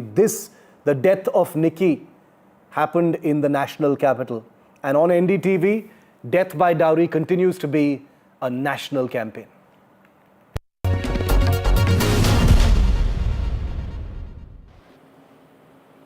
Nikki Bhati is dead. She was just 26 years old. Her pictures are going viral everywhere. She looks like someone anyone could have known. She was on Instagram. She used to make reels. She ran a beauty parlor. She had a 7-year-old son. She lived in Greater Noida. She's like someone anyone could have known, and now she's gone. And the only thing left are images of her stumbling down a blaze down a staircase after being beaten senseless by her brutal in-laws and husband. She's gone, and there is no bringing Nikki Bhati back. But someone who did manage to survive dowry violence of the most brutal kind is another young Indian woman named Sonali. That's her on your screen, viewer.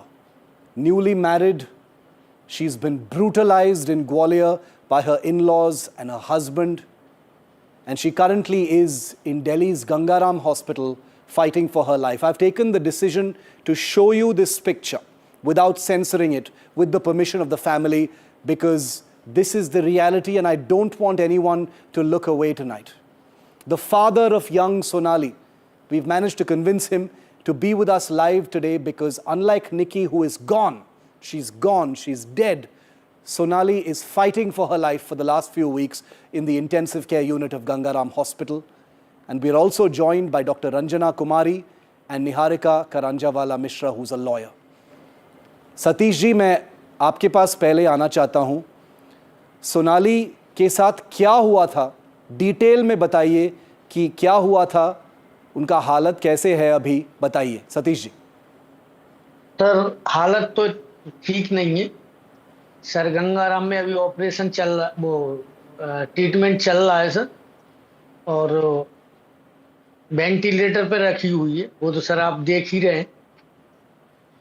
19 तारीख को क्या हुआ था sir, तो बिटिया को cold drink में जहर दे दिया था, उससे पहले उसको जलाया गया था 15 दिन पहले उसको जलाया गया था। उसने हमको जो बताते हुए मेरे भाई का लड़का उसको फोन किया था कि भैया ऐसे मुझे जलाया था, तो क्यों खबा दी थी सोनाली ने, तो भैया अभी कुछ मत कहना, सावन चल रहा है, सावन को मैं घर जाऊंगा तब मैं पापा को, क्योंकि मेरी तबीयत खराब रहती है, मेरे बाल कपड़े कोई डॉक्टर ने बता, तो वो कुछ ये नहीं बता रही कि पापा को कोई अटैक वटैक ना आए, मुझे नहीं बताया। 19 तारीख को रात को 11:30 बजे फोन आया था, तो मम्मी के लिए उसने फोन किया था कि मम्मी मुझे कोल्ड ड्रिंक में कुछ दे दिया है में, तो मैंने इधर से फोन किया था तो भैया आदित्य की जो लड़की को ले आया है, आदित्य को मैंने फोन किया तो उसकी तबीयत खराब हो रही है, सांस नहीं आ रही है, उसकी ज्यादा तबीयत खराब हो रही है, उसको हॉस्पिटल ले जाओ।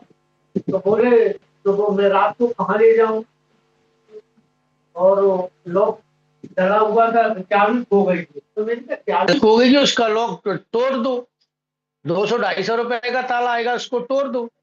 नहीं नहीं मैं सुबह ले जाऊंगा। तो फिर मेरे साले साहब रहते हुए ग्वालियर में, उनको फोन किया, मैंने कहा ऐसी ऐसी स्थिति है सोनाली की, कृपया करके जल्दी जाओ तुम और सोनाली को देखो क्या स्थिति है। वो गए, तब भी नहीं उन्होंने ताला खोला, दूसरे के बगल के घर वाले से चढ़ के छत पे गए, वहां से छत तो हो रही निकाल के लाए, और जिन लोगों ने बोला ताला तक नहीं खोला, वहां जाके बिरला हॉस्पिटल है ग्वालियर का, ठीक ठाक हॉस्पिटल है, अच्छा हॉस्पिटल है, उसमें भर्ती किए, मतलब डॉक्टर ने बिल्कुल हाथ उठा दिया कि 1% भी चांस नहीं है इनके बच्चे। ठीक है सर, जो भी कुछ भी है, मैंने एम्बुलेंस करी, मैंने कहा आपको रेफर कर दीजिए, मैंने एम्बुलेंस करी तुरंत दिल्ली के लिए। मथुरा में जाके बहुत स्थिति खराब हो गई, वहां वेंटिलेटर लगा दिए, वहाँ ट्रीटमेंट किया, जो भी डॉक्टर ने दिया वो, वहां से दिल्ली के लिए, दिल्ली में आज 1 महीना होने को आया, 1 महीना हो गया वेंटिलेटर पे रखिए, और इतनी बुरी स्थिति ये रहा, आप देख ही रहे, मतलब 1% आज भी है बचने के, अन्यथा काम चैन। तो मेरा सर आपसे एक ही निवेदन है, कैसे दहेज लोग जो, मतलब दहेज लोग के इसलिए कह रहे हैं कि इन्होंने बुलेट की मांग की थी कि मुझे मोटरसाइकिल चाहिए, मैंने बेटी के ब्याह में 14.5 लाख रुपए नगद। सतीश जी मैं आप पर इल्ज़ाम नहीं लगा रहा हूं, लेकिन मैं सिर्फ समझना चाहता हूं कि अगर इस परिवार में इस परिवार की तरफ से दहेज की मांग थी तो आपने आपकी बिटिया को क्यों इस परिवार में भेजे? नहीं सर, पहले मांग नहीं थी सर, शादी के बाद मांगे।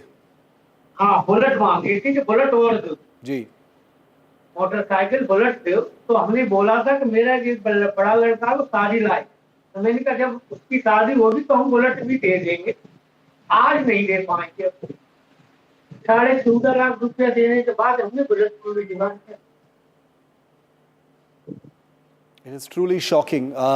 सोनाली अभी गंगाराम हॉस्पिटल में हैं, you can see in these pictures. Satish ji हमारे साथ बने रहिए। Doctor Ranjana Kumari, one of India's most well-known activists on women's rights, on dowry issues and other such terrible things, is with us, and Niharika Karanjawala Mishra, lawyer, principal associate with Karanjawala and Co, is also with us. Welcome to you both. Dr. Ranjana, to you first. The story of Nikki Bhati is in all our minds. She's dead.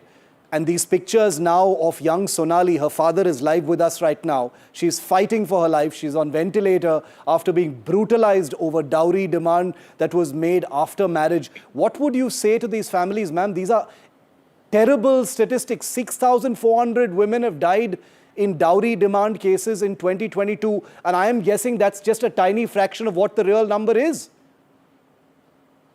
You are absolutely right that when 10 cases happen, 10 girls suffer and get brutalized, only one has the courage to report, or the one who really died, the way this girl died, her burning body fell from the stairs and the son is watching. The sister tried to make a video and the beasts were trying to beat her up and kill her.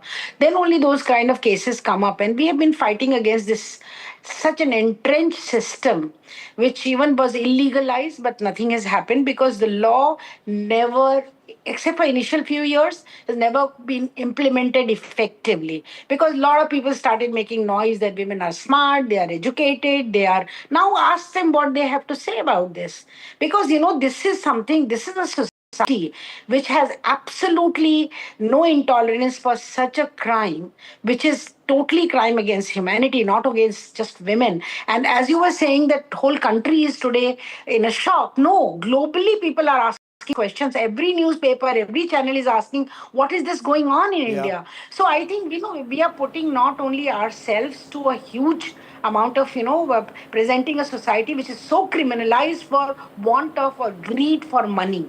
Dowry is nothing but greed for money, easy money. When you get your son married, you get everything easily. Look at the way he's saying that I would have given a motorcycle after my son's marriage. That means he would demand a motorcycle so that he can give it to the daughters or to the son-in-law. So, this is something which is... And why are these parents giving this dowry? How many parents have been arrested for giving dowry?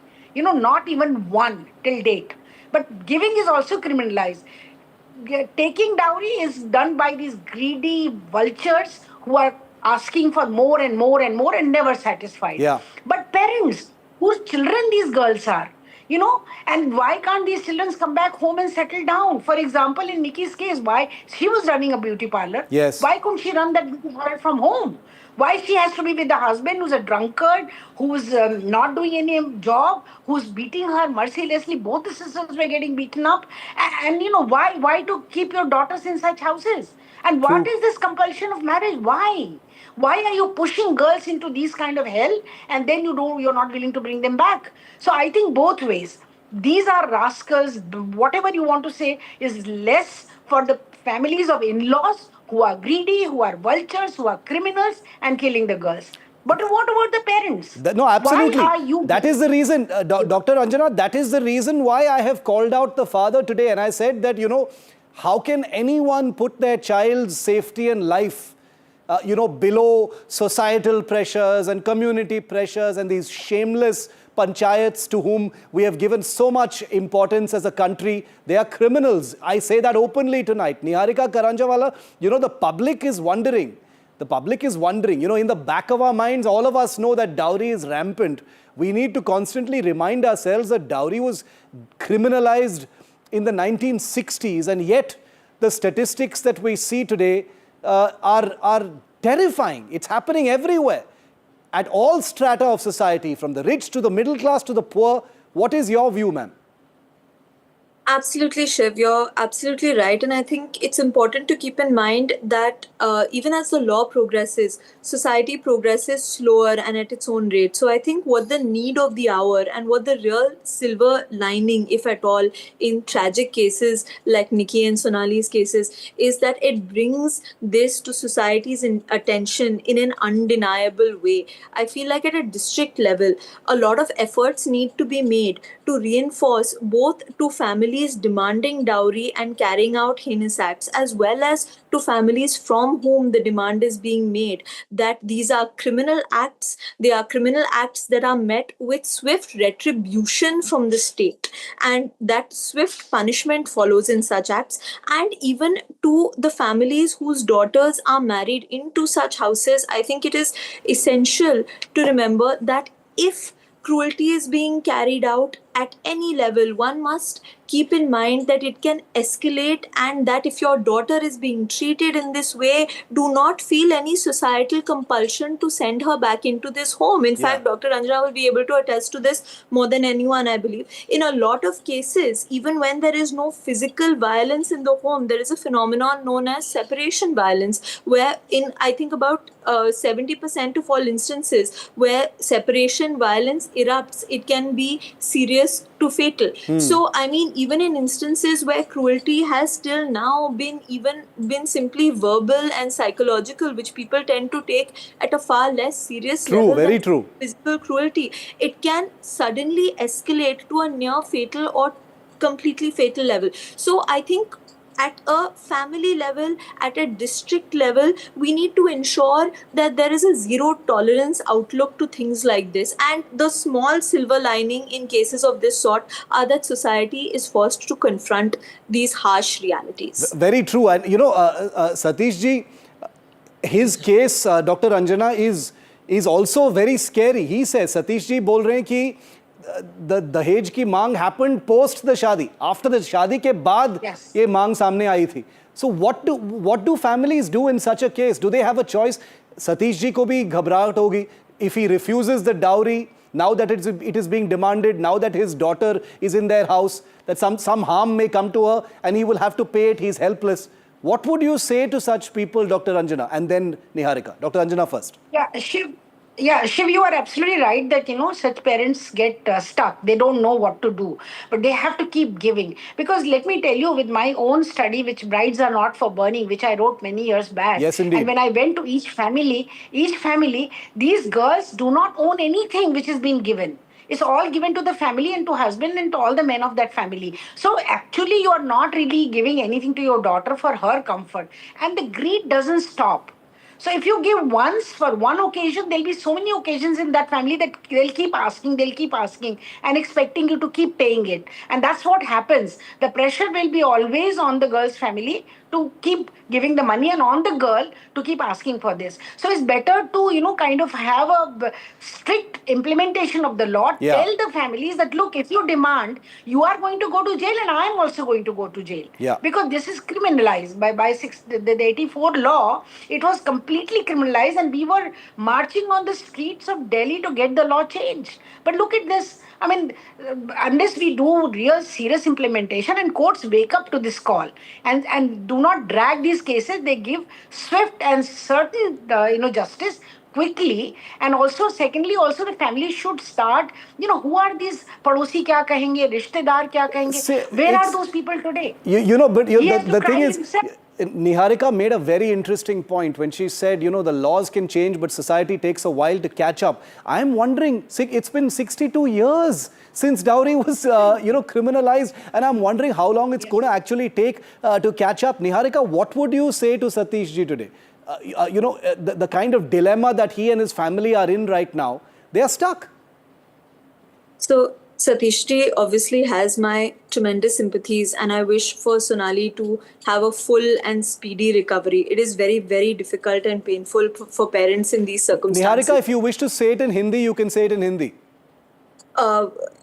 My Hindi is not that strong. No problem. So continue. Unfortunately, yeah, I won't. That's fine. That's fine. Waste Continue. your time with that. But what I would like to say, however, is to all families who find themselves in these scenarios, I feel that ultimately, the solution to all of these issues is education and empowerment of women and taking a zero tolerance approach. Also, to ensure that your daughter is not isolated in circumstances of this sort. If pressure is being placed upon you and your family, you speak to the other family, speak to your neighbors, speak to their neighbors, make it clear that they are behaving in this way. It is often societal pressure and this notion of, oh, what will the neighbors think, that drives people to curb their less acceptable behavior. And as such, if there is a societal condemnation on mistreating your wife, mistreating your daughters-in-law, mistreating your children, people will also follow suit. Do not allow your children to be isolated in circumstances of this sort, and do not hesitate to reach out to authorities. I also feel that state governments should undertake education campaigns, put them on with hello caller tunes, have educational campaigns on there at post offices, at hospitals, and create safe spaces where you can give a complaint, safe spaces where ladies may often be without it getting back to their families that they are there. I'm just, I hear you, Niharika. I'm just wondering, we've been sensitizing society, families, communities for so long. Are we winning this war with 6,400 women still dying from dowry cases even in 2022? And those are just the reported cases. I'm almost out of time. But आखिरी सवाल सतीश जी के लिए आज. सतीश जी, बहुत लोग जो NDTV देख रहे हैं आज, आपकी कहानी सुन रहे हैं, वो आपसे सुनना चाहेंगे कि आप क्या बोलना चाहेंगे. आप एक पिताजी हैं, आप क्या बोलना चाहेंगे? आपकी बिटिया अभी हॉस्पिटल में है, आप क्या बोलना चाहेंगे और परिवारों को? सर, मेरा आपसे एक ही निवेदन है कि ऐसे दरिंदों को, जो दहेज लोभी हैं, ऐसे दरिंदों को सख्त से सख्त सजा दी है. पुलिस तुरंत एक्शन ले. हमारे केस में 1 महीना होने को आया है. 1 महीना में एक जगह पुलिस ने कहीं दबस नहीं दी है. पुलिस बिल्कुल फेल्यूअर है. ग्वालियर की महाराजपुरा लगता है थाना. पुलिस ने एक सिंगल जगह मतलब कहीं दबस नहीं दी है जिससे लोग जो दरिंदे हैं वो परेशान होके सिलेंडर करें. इसलिए सर आपसे एक ही निवेदन है कि ऐसे दरिंदों को जो दहेज लोभी है उनको सख्त से सख्त सजा दी जाए, जिससे और लोगों में संदेश जाए कि अगर हम किसी बेटी को परेशान करते हैं, जलाते हैं, मारते हैं, तो जो उनके साथ हुआ है वही मेरे साथ होगा. सर आपसे यही निवेदन है. हम सतीश जी, हम NDTV पर एक कैंपेन चला रहे हैं, हम डेथ बाय डाउरी बोल के. हम ये एक नेशनल कैंपेन बनाएंगे because we also know that dowry continues to be an evil among us. Sonali is a victim. Nikki is a victim.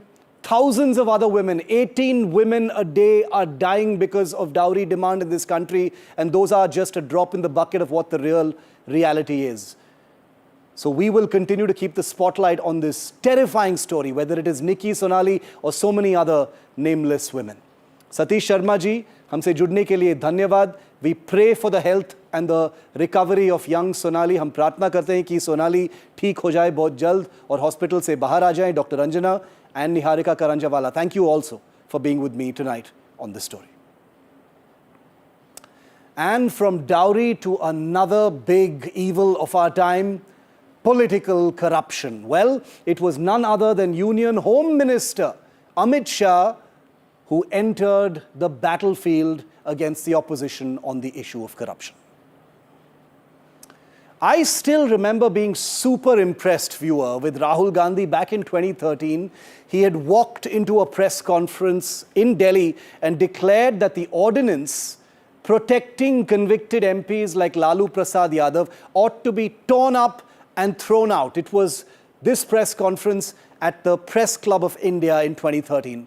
Many grumbled at the time that it was disrespectful to Dr. Manmohan Singh, who was the Prime Minister then, that Rahul had broken ranks in public. Sure, it may well have been part of a dramatic image-building exercise on the threshold of an election being led by Rahul Gandhi, a calculated effort to paint Rahul Gandhi as a young, fresh reformer, separate from the tainted and jaded old guard of the UPA. But for me, it struck a chord, and I have to be honest with you. Here was a politician saying something that cut through the noise and called out corruption in plain words. In the end, it turned out to be a dud electorally because we know what happened in 2014. Rahul Gandhi was never really in a position to project himself as an anti-corruption crusader after sitting silently for nearly 10 years of the UPA when corruption was the raging issue of the day. Finding his voice only with elections a few months away in 2013 was never going to convince the public. But the principle of his opposition to that ordinance was absolutely correct. And it is worth remembering that the very first victim of Rahul's righteous indignation was Lalu Prasad Yadav. Because flash forward a decade now, Lalu is now Rahul's closest ally and friend. In the middle of today's political battle over the corrupt Netas bill, where civil discourse is at its lowest, Rahul stands shoulder to shoulder with the very man who symbolized his one clear principled stand back in 2013. Yes, today Amit Shah's words will be angrily dismissed as hypocritical. And yes, the charge that the BJP is a washing machine that calibrates its anti-corruption stance to suit the accused has some merit. There are enough examples of that. But when Rahul Gandhi's entire political genesis was crafted around tearing up a bill to protect corrupt politicians, then what ground is he left standing on when he gamely embraces the very first casualty of that principled position? Lalu Prasad Yadav. Is Amit Shah really wrong to question these double standards, especially when Rahul presents corruption in such fierce blacks and whites? Is Rahul really in a position to be an anti-corruption revolutionary when his party balks at the tainted Netas bill? Has Rahul's politics abandoned the principled theoretical ground and entered the world of evident compromise simply because he has racked up 3 major election defeats and now finds common cause with the Lalu family to burnish a socialist son of the soil identity for himself? Let me be absolutely clear. I do believe that the principles of natural justice are not fully upheld in this tainted Netas bill. Yes, I do believe there is room for political vendetta.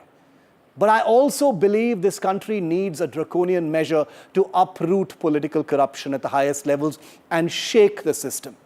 And if the opposition says it cannot trust the judicial system to play guardrail here, as Amit Shah has emphasized, then what does that really mean? The truth is, everything is a narrative war today.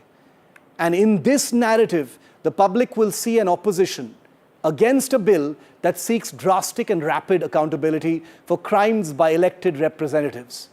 There is nothing principled about that. And joining me live tonight on the big debate over the tainted Netas bill, on which Home Minister Amit Shah has just put out an aggressive defense in an interview, is Nalin Kohli, spokesperson of the BJP, senior advocate in the Supreme Court. But I'm going to start with Vivek Tankha, a member of parliament in the Rajya Sabha from the Congress party, also a senior advocate in the Supreme Court. Welcome to you both and thank you for your time, Mr. Tankha. I'll start it off with you. Your first response to what the Home Minister has said. He has said that this is a moral argument, that the Congress has failed the moral test by opposing the tainted Netas bill and that it exposes double standards. How would you respond, sir, to that? There's a historical perspective also. If you remember, till BJP had not come into power, whenever somebody faced such a charge, also arrested, he or she would immediately resign. You didn't have to have a law for that. It used to happen automatically because there was always a moral side. The problem only began when there was a trust deficit in the investigations made during the last 10 years. There was a feeling that the opposition parties are being singled out. There was a feeling that the opposition leaders are being arrested when there was no case. Satyendra Jain is one such example where the CBI says there's nothing to charge him. But you did keep him in jail for I don't know how much time. So because of the trust deficit, questions are arising that this law has been brought only for the reason that it is like aiming for the opposition, that you put them behind bars, getting bail, in many laws is not easy, especially, for instance, PMLA, where there's a twin test and 30 days can pass very easily. And once 30 days pass, the gentleman, he or she has to resign.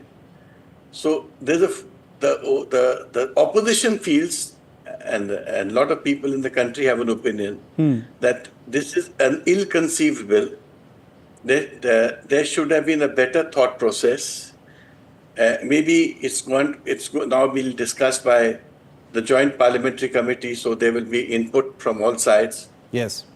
And frankly speaking, in my opinion, such a bill was not even needed, but for the fact that the opposition leaders, in some of them at least, who were imprisoned and they didn't leave the government, and they continued to function, which never used to happen before. So till BJP came into power, it was an unwritten law or an unwritten text that whenever there was a charge, somebody was arrested. Forget arrest. Even if there was a serious allegation, people would resign. This changed only when the BJP government came into existence. Let's hear from the BJP. Nalin Kohli, how would you respond to that specific charges saying such a law wasn't even necessary? It's because of the way the BJP has been that a law has been made necessary. This is not anti-corruption but anti-opposition, says Vivek Tanka. Sure, I think Vivek ji is a dear friend and a very senior person. So I understand his perspective, but I don't agree with it. I have a counter perspective and let your viewers look at it. So let's now put it in a different way. Up to 2014, there was a certain model, primarily because that's when the Congress had almost an uninterrupted reign or being in power, except for some years, like the ND was there for 6 years, there was a Janata government, things like that. Broadly, it was Congress supported for most of it. So it was business like usual. That business like usual has been shaken by the establishment of Prime Minister Modi from 2014 onwards. So now let's say there's no need for a law. The biggest cash recovery in the history of India, and I'm saying history of independent India from 1947 right up to today, is in the house of a Congress MP or ex-MP in Odisha, 350 crores. I mean, let's again repeat the figure so that it sinks in, 350 crores. Within Bengal, let's take the current case of a Congress MLA, 12 crores cash. 12 crores cash. I mean, basically, you don't spend more than 10,000 rupees now in cash. You do everything digitally. This person has 12 crores cash in his house. So obviously, the Congress party has something to worry. The old system or the old nuance on which they work, that business could go on as always, will happen. Let's say the case of Satyendra Jain. There are multiple cases on him. Some he's getting discharged, but some he's not being given bail. So you can't use the ones which have, let's say, the evidence doesn't stand up that much, to say that the ones in which evidence stands up, you will reject those. Life is not that easy. If a bureaucrat is arrested, that person is suspended immediately. These are the rules in state after state in the center. In every field, the minute there is an arrest, there is a suspension. In the case of politicians, there was an act that used to say that you will have to resign. And then that was sought to be changed. Mr. Rahul Gandhi tore that famous ordinance and threw it in the dustbin when Manmohan Singh ji was there. Now, Mr. Rahul Gandhi, Ms. Sonia Gandhi and others are facing serious charges in National Herald. They may not be arrested, but have they resigned from their post? So if I take the argument of Vivek ji, why haven't they resigned as MPs? When after all, they've got no relief, whether before the income tax, whether before the High Court, or so on and so forth. So therefore, it's about accountability. Now, accountability will exist whether the BJP is in government or it's not. Today, the BJP is in government. Tomorrow, somebody else may be. Earlier, somebody else was there. Today, the BJP is there. Now, there's a JPC on that. A committee of the parliament is there. That committee, some opposition members are saying we will not even attend it. So you can't have it both ways. You will not participate. You will not put your reservations to it. But you will come out in the media and run it down as draconian. So it doesn't work like that. It's a democracy. If you believe in it, say do function in parliament and go ahead and do your parliamentary duty. Mr. Tanka, respond. The BJP basically saying this is a law that will apply to all. It'll let it go through the process. Let there be a discussion on it. And the principled stand taken by the Congress is because you've got something to hide in the face of a proposal for tighter accountability of alleged corruption at the highest levels. I think my friend Nalin, who's also a very good lawyer, we all practice in Supreme Court together, and of course I've known his family for a long time. So let me say that first of all, what was the need to bring this bill on the last day? You know, if you are bringing a salutary bill which has great moral overtones, do it in a way which is welcoming. You know, a good bill, you can always put it for discussion. Take people into confidence and then bring. Why bring it like with so much of trust deficit? Number two, as my friend Nalin of course, mentioned about some MPs and MLAs. This bill is not for MPs and MLAs, by the way. This is only if you're a minister. You don't cease to be an MP or an MLA because you were put behind bars for 30 days. This is not the intent of the BJP government today through this bill. So that argument, of course, of his is not correct. And let me tell you that personally, I believe in the highest moral and ethical values in public life. I'm one of those. If forget a charge, if somebody even alleges something against me, which is obnoxious, I would not stay a day anywhere. Yeah. Because I feel that you should be scared of your shadow when you're in public life. I'm that sort of a person. So my problem is, what I see in this bill is that you brought this whole thing in a very strange atmosphere where there's so much of trust deficit. People look at every move of yours as something targeting at the opposition. Because in the last 10 years, all raids, all cases, everything is against opposition. Are you trying to say that nobody in BJP is corrupt? Nobody in BJP has money?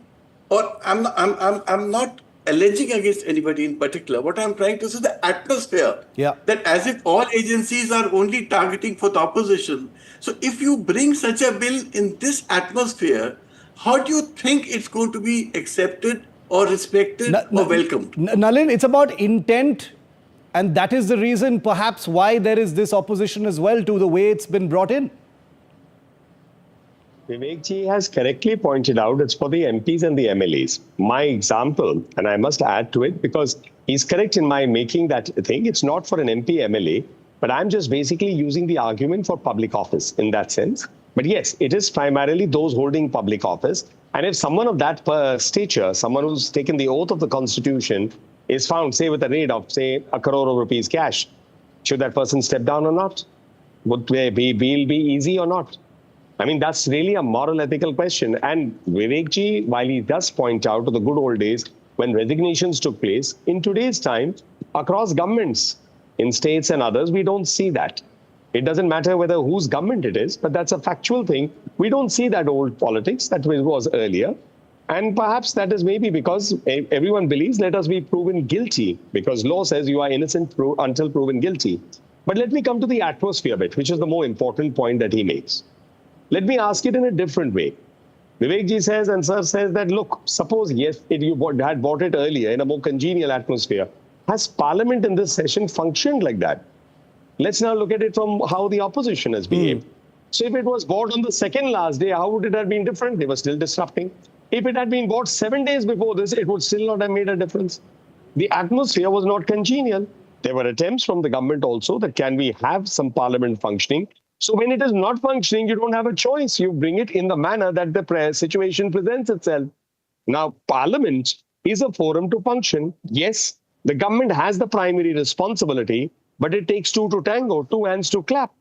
So if the BJP is on the government side, the treasury side making that effort, can the opposition say that, no, we will disrupt endlessly? So the issue was even to that extent that when Subhranshu Shukla is to be discussed, that day also Parliament didn't function. That had nothing to do with the BJP. That has to be about celebrating an Indian going into space, the second Indian.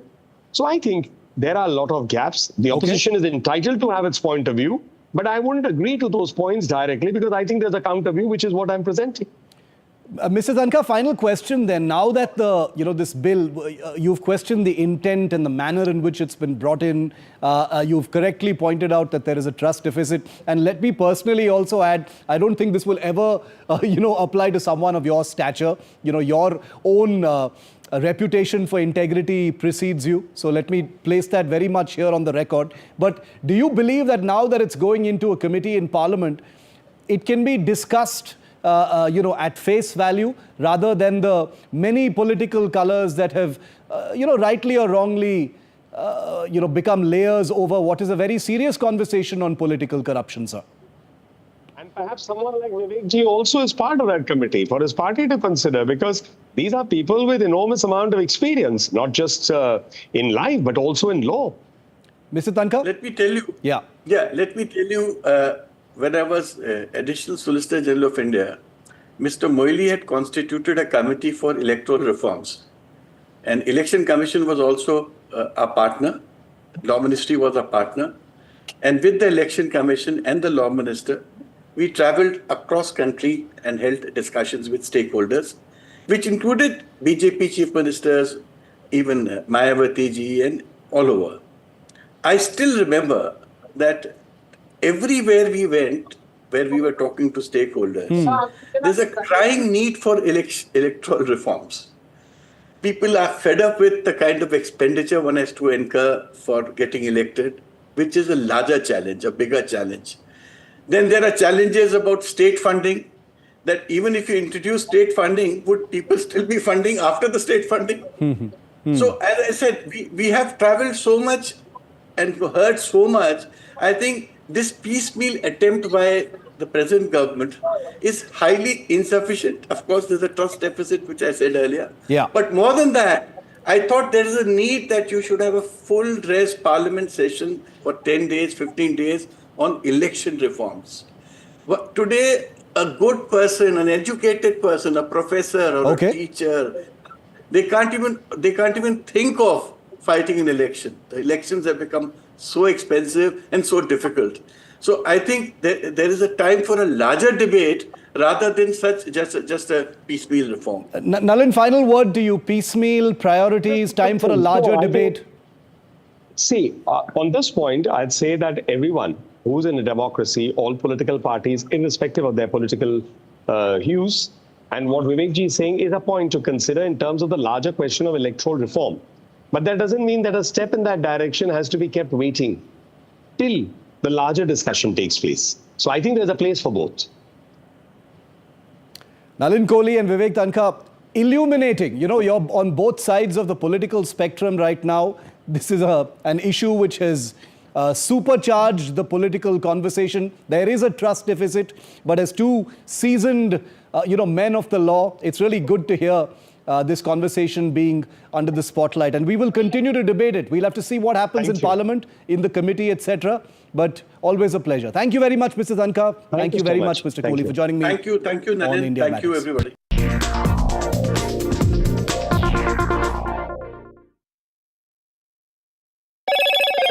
Hello, Moto. Moto G96 5G. All eyes on you.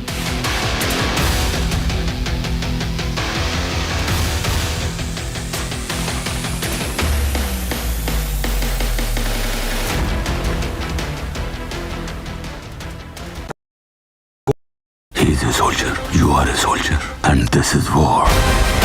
When the world rages, a soldier stands firm and focused on his mission, just like Finesta Windows is engineered to keep out noise, dust and rain.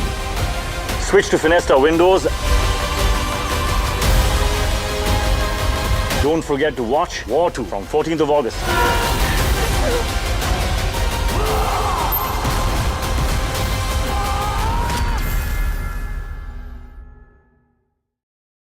जब मुंबई से वापस Kolhapur shift हुआ तो सबने कहा कि dream city को छोड़ रहा है। Dream city. तो मैंने कहा ड्रीम में तो यही गलियां आती हैं। तो जब ये रियलाइज़ हुआ कि कुछ बड़ा करने के लिए बड़े शहर में रहने की ज़रूरत नहीं है, तब लगा कि लाइफ में ग्रो किया। कशित आई ऐसे बॉय मिलते मुंबई में, चांस ही नहीं। SIP करो, इन्वेस्ट करो, लाइफ में ग्रो करो। प्रतिभूति बाजार में निवेश बाजार जोखिमों के अधीन है। निवेश करने से पहले सभी संबंधित दस्तावेजों को ध्यान से पढ़ें।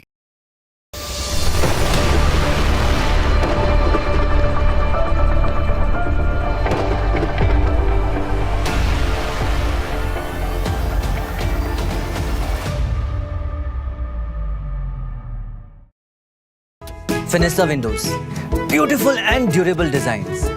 इंस्टॉलेशन से मेंटेनेंस की लाइफ लॉन्ग कस्टमर सर्विस। आपके घर में फिनेस्टा नहीं है तो कॉल कीजिए।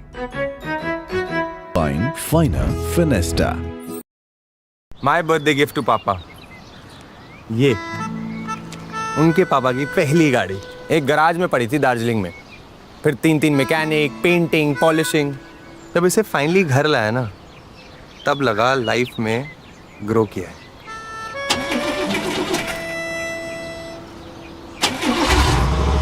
बुलाओ। SIP करो, इन्वेस्ट करो, लाइफ में ग्रो करो। प्रतिभूति बाजार में निवेश बाजार जोखिमों के अधीन है। निवेश करने से पहले सभी संबंधित दस्तावेजों को ध्यान से पढ़ें। हेलो बोलिए मैडम, डब्बा ट्रेडिंग कब से चल रहा है पता है मैडम आपको? हम और आप तो जन्म भी नहीं हुआ था हमारा। We investigated a shady advisory firm that has spent big bucks on advertising on the front pages of national dailies. ये आपको बिल्कुल उसका ऐसे हल्का सा भी खौफ नहीं है? मैडम एक बात को खौफ किस लिए रखना चाहिए तो बताओ, कौन सा गलत काम कर रहा हूँ मैं? After our report, we also saw NSE came out with a cautionary circular to the investors. Market Regulator Securities and Exchange Board of India has also come out with a release talking about the actions that it has taken. Cyber complaint has also been filed against the entities involved in this entire Dabba trading scam.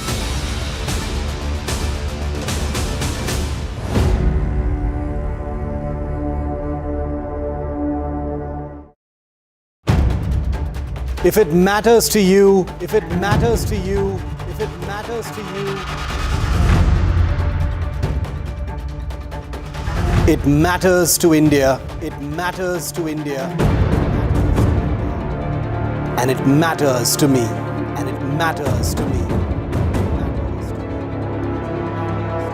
India matters with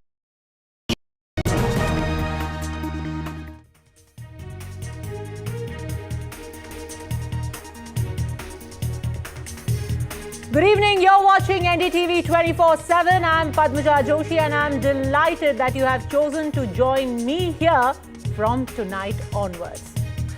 But before anything else, I seek your indulgence for just a minute.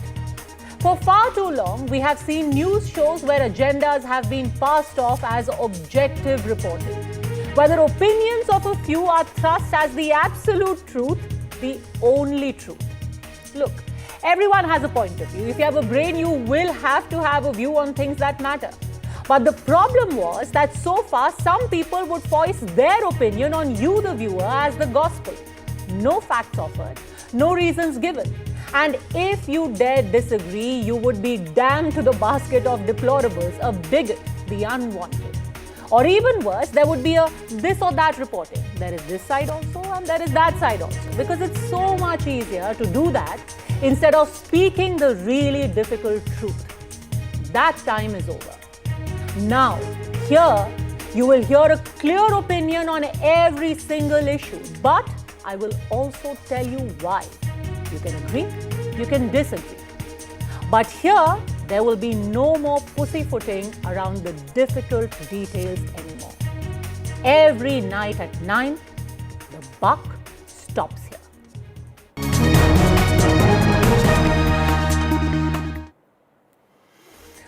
So let's start with a big buck today. Over the last 3 months, the temple town of Dharmsthala in Dakshin Kannada in Karnataka had been making headlines across the globe. And why not?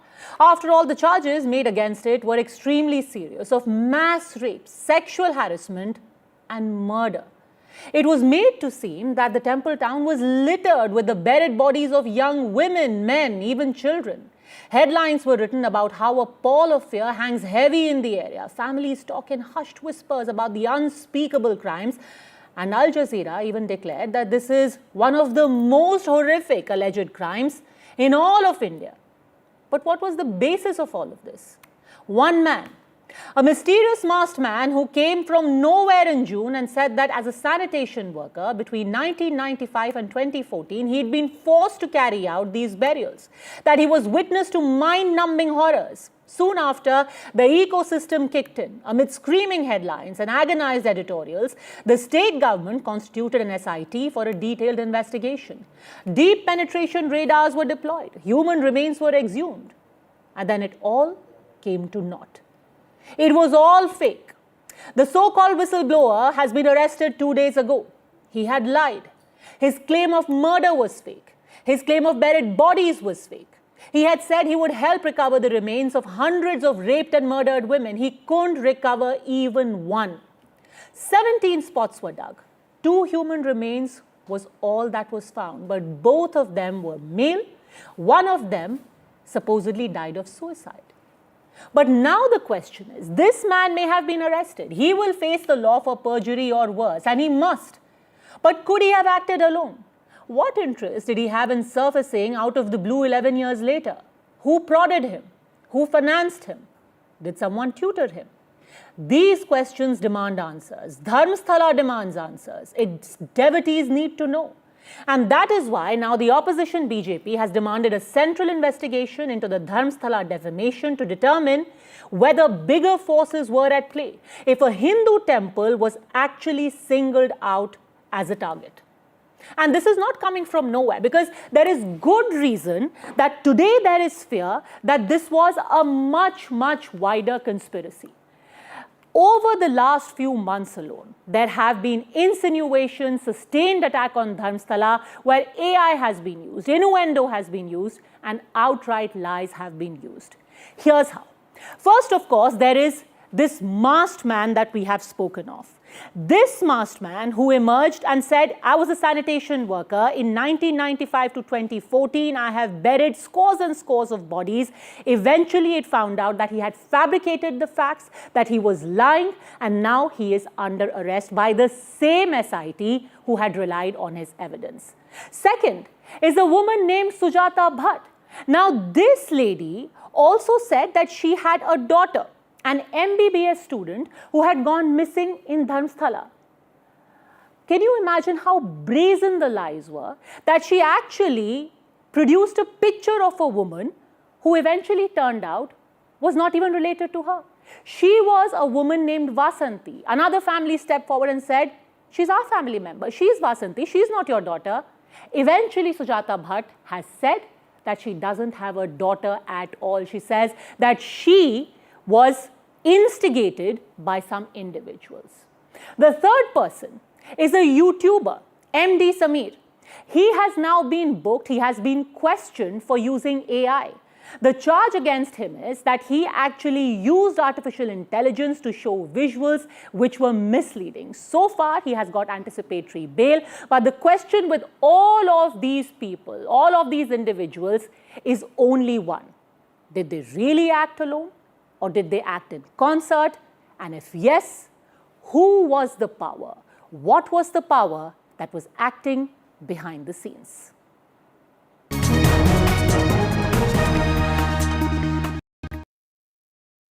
All right, the BJP has kicked off a Dharmsthala Chalo Yatra. They allege that this is a state-sponsored conspiracy, but on the basis of joining us is BJP MP from Bengaluru South, Tejasvi Surya.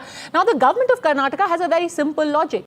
It is our SIT which arrested this masked man. How can you accuse us of being co-conspirators if we are the one who called him out?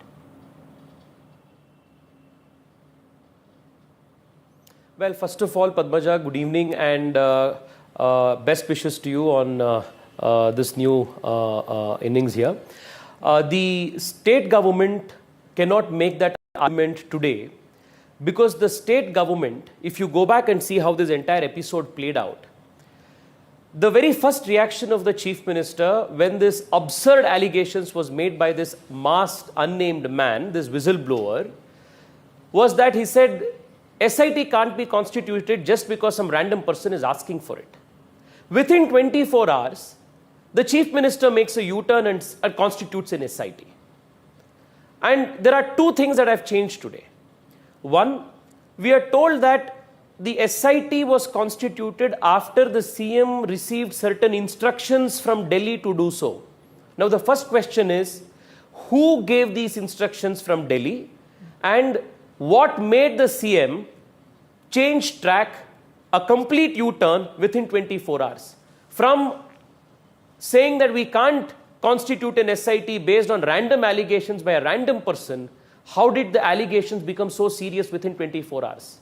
Two, we are very reliably learning that certain senior police officials advised the chief minister and the state government that before constituting an SIT, it would be prudent to at least hold a small preliminary inquiry upon the credentials of the man making these allegations and also on the allegations and the nature of the allegations itself. Because this masked man had come out with a human skull in his hand.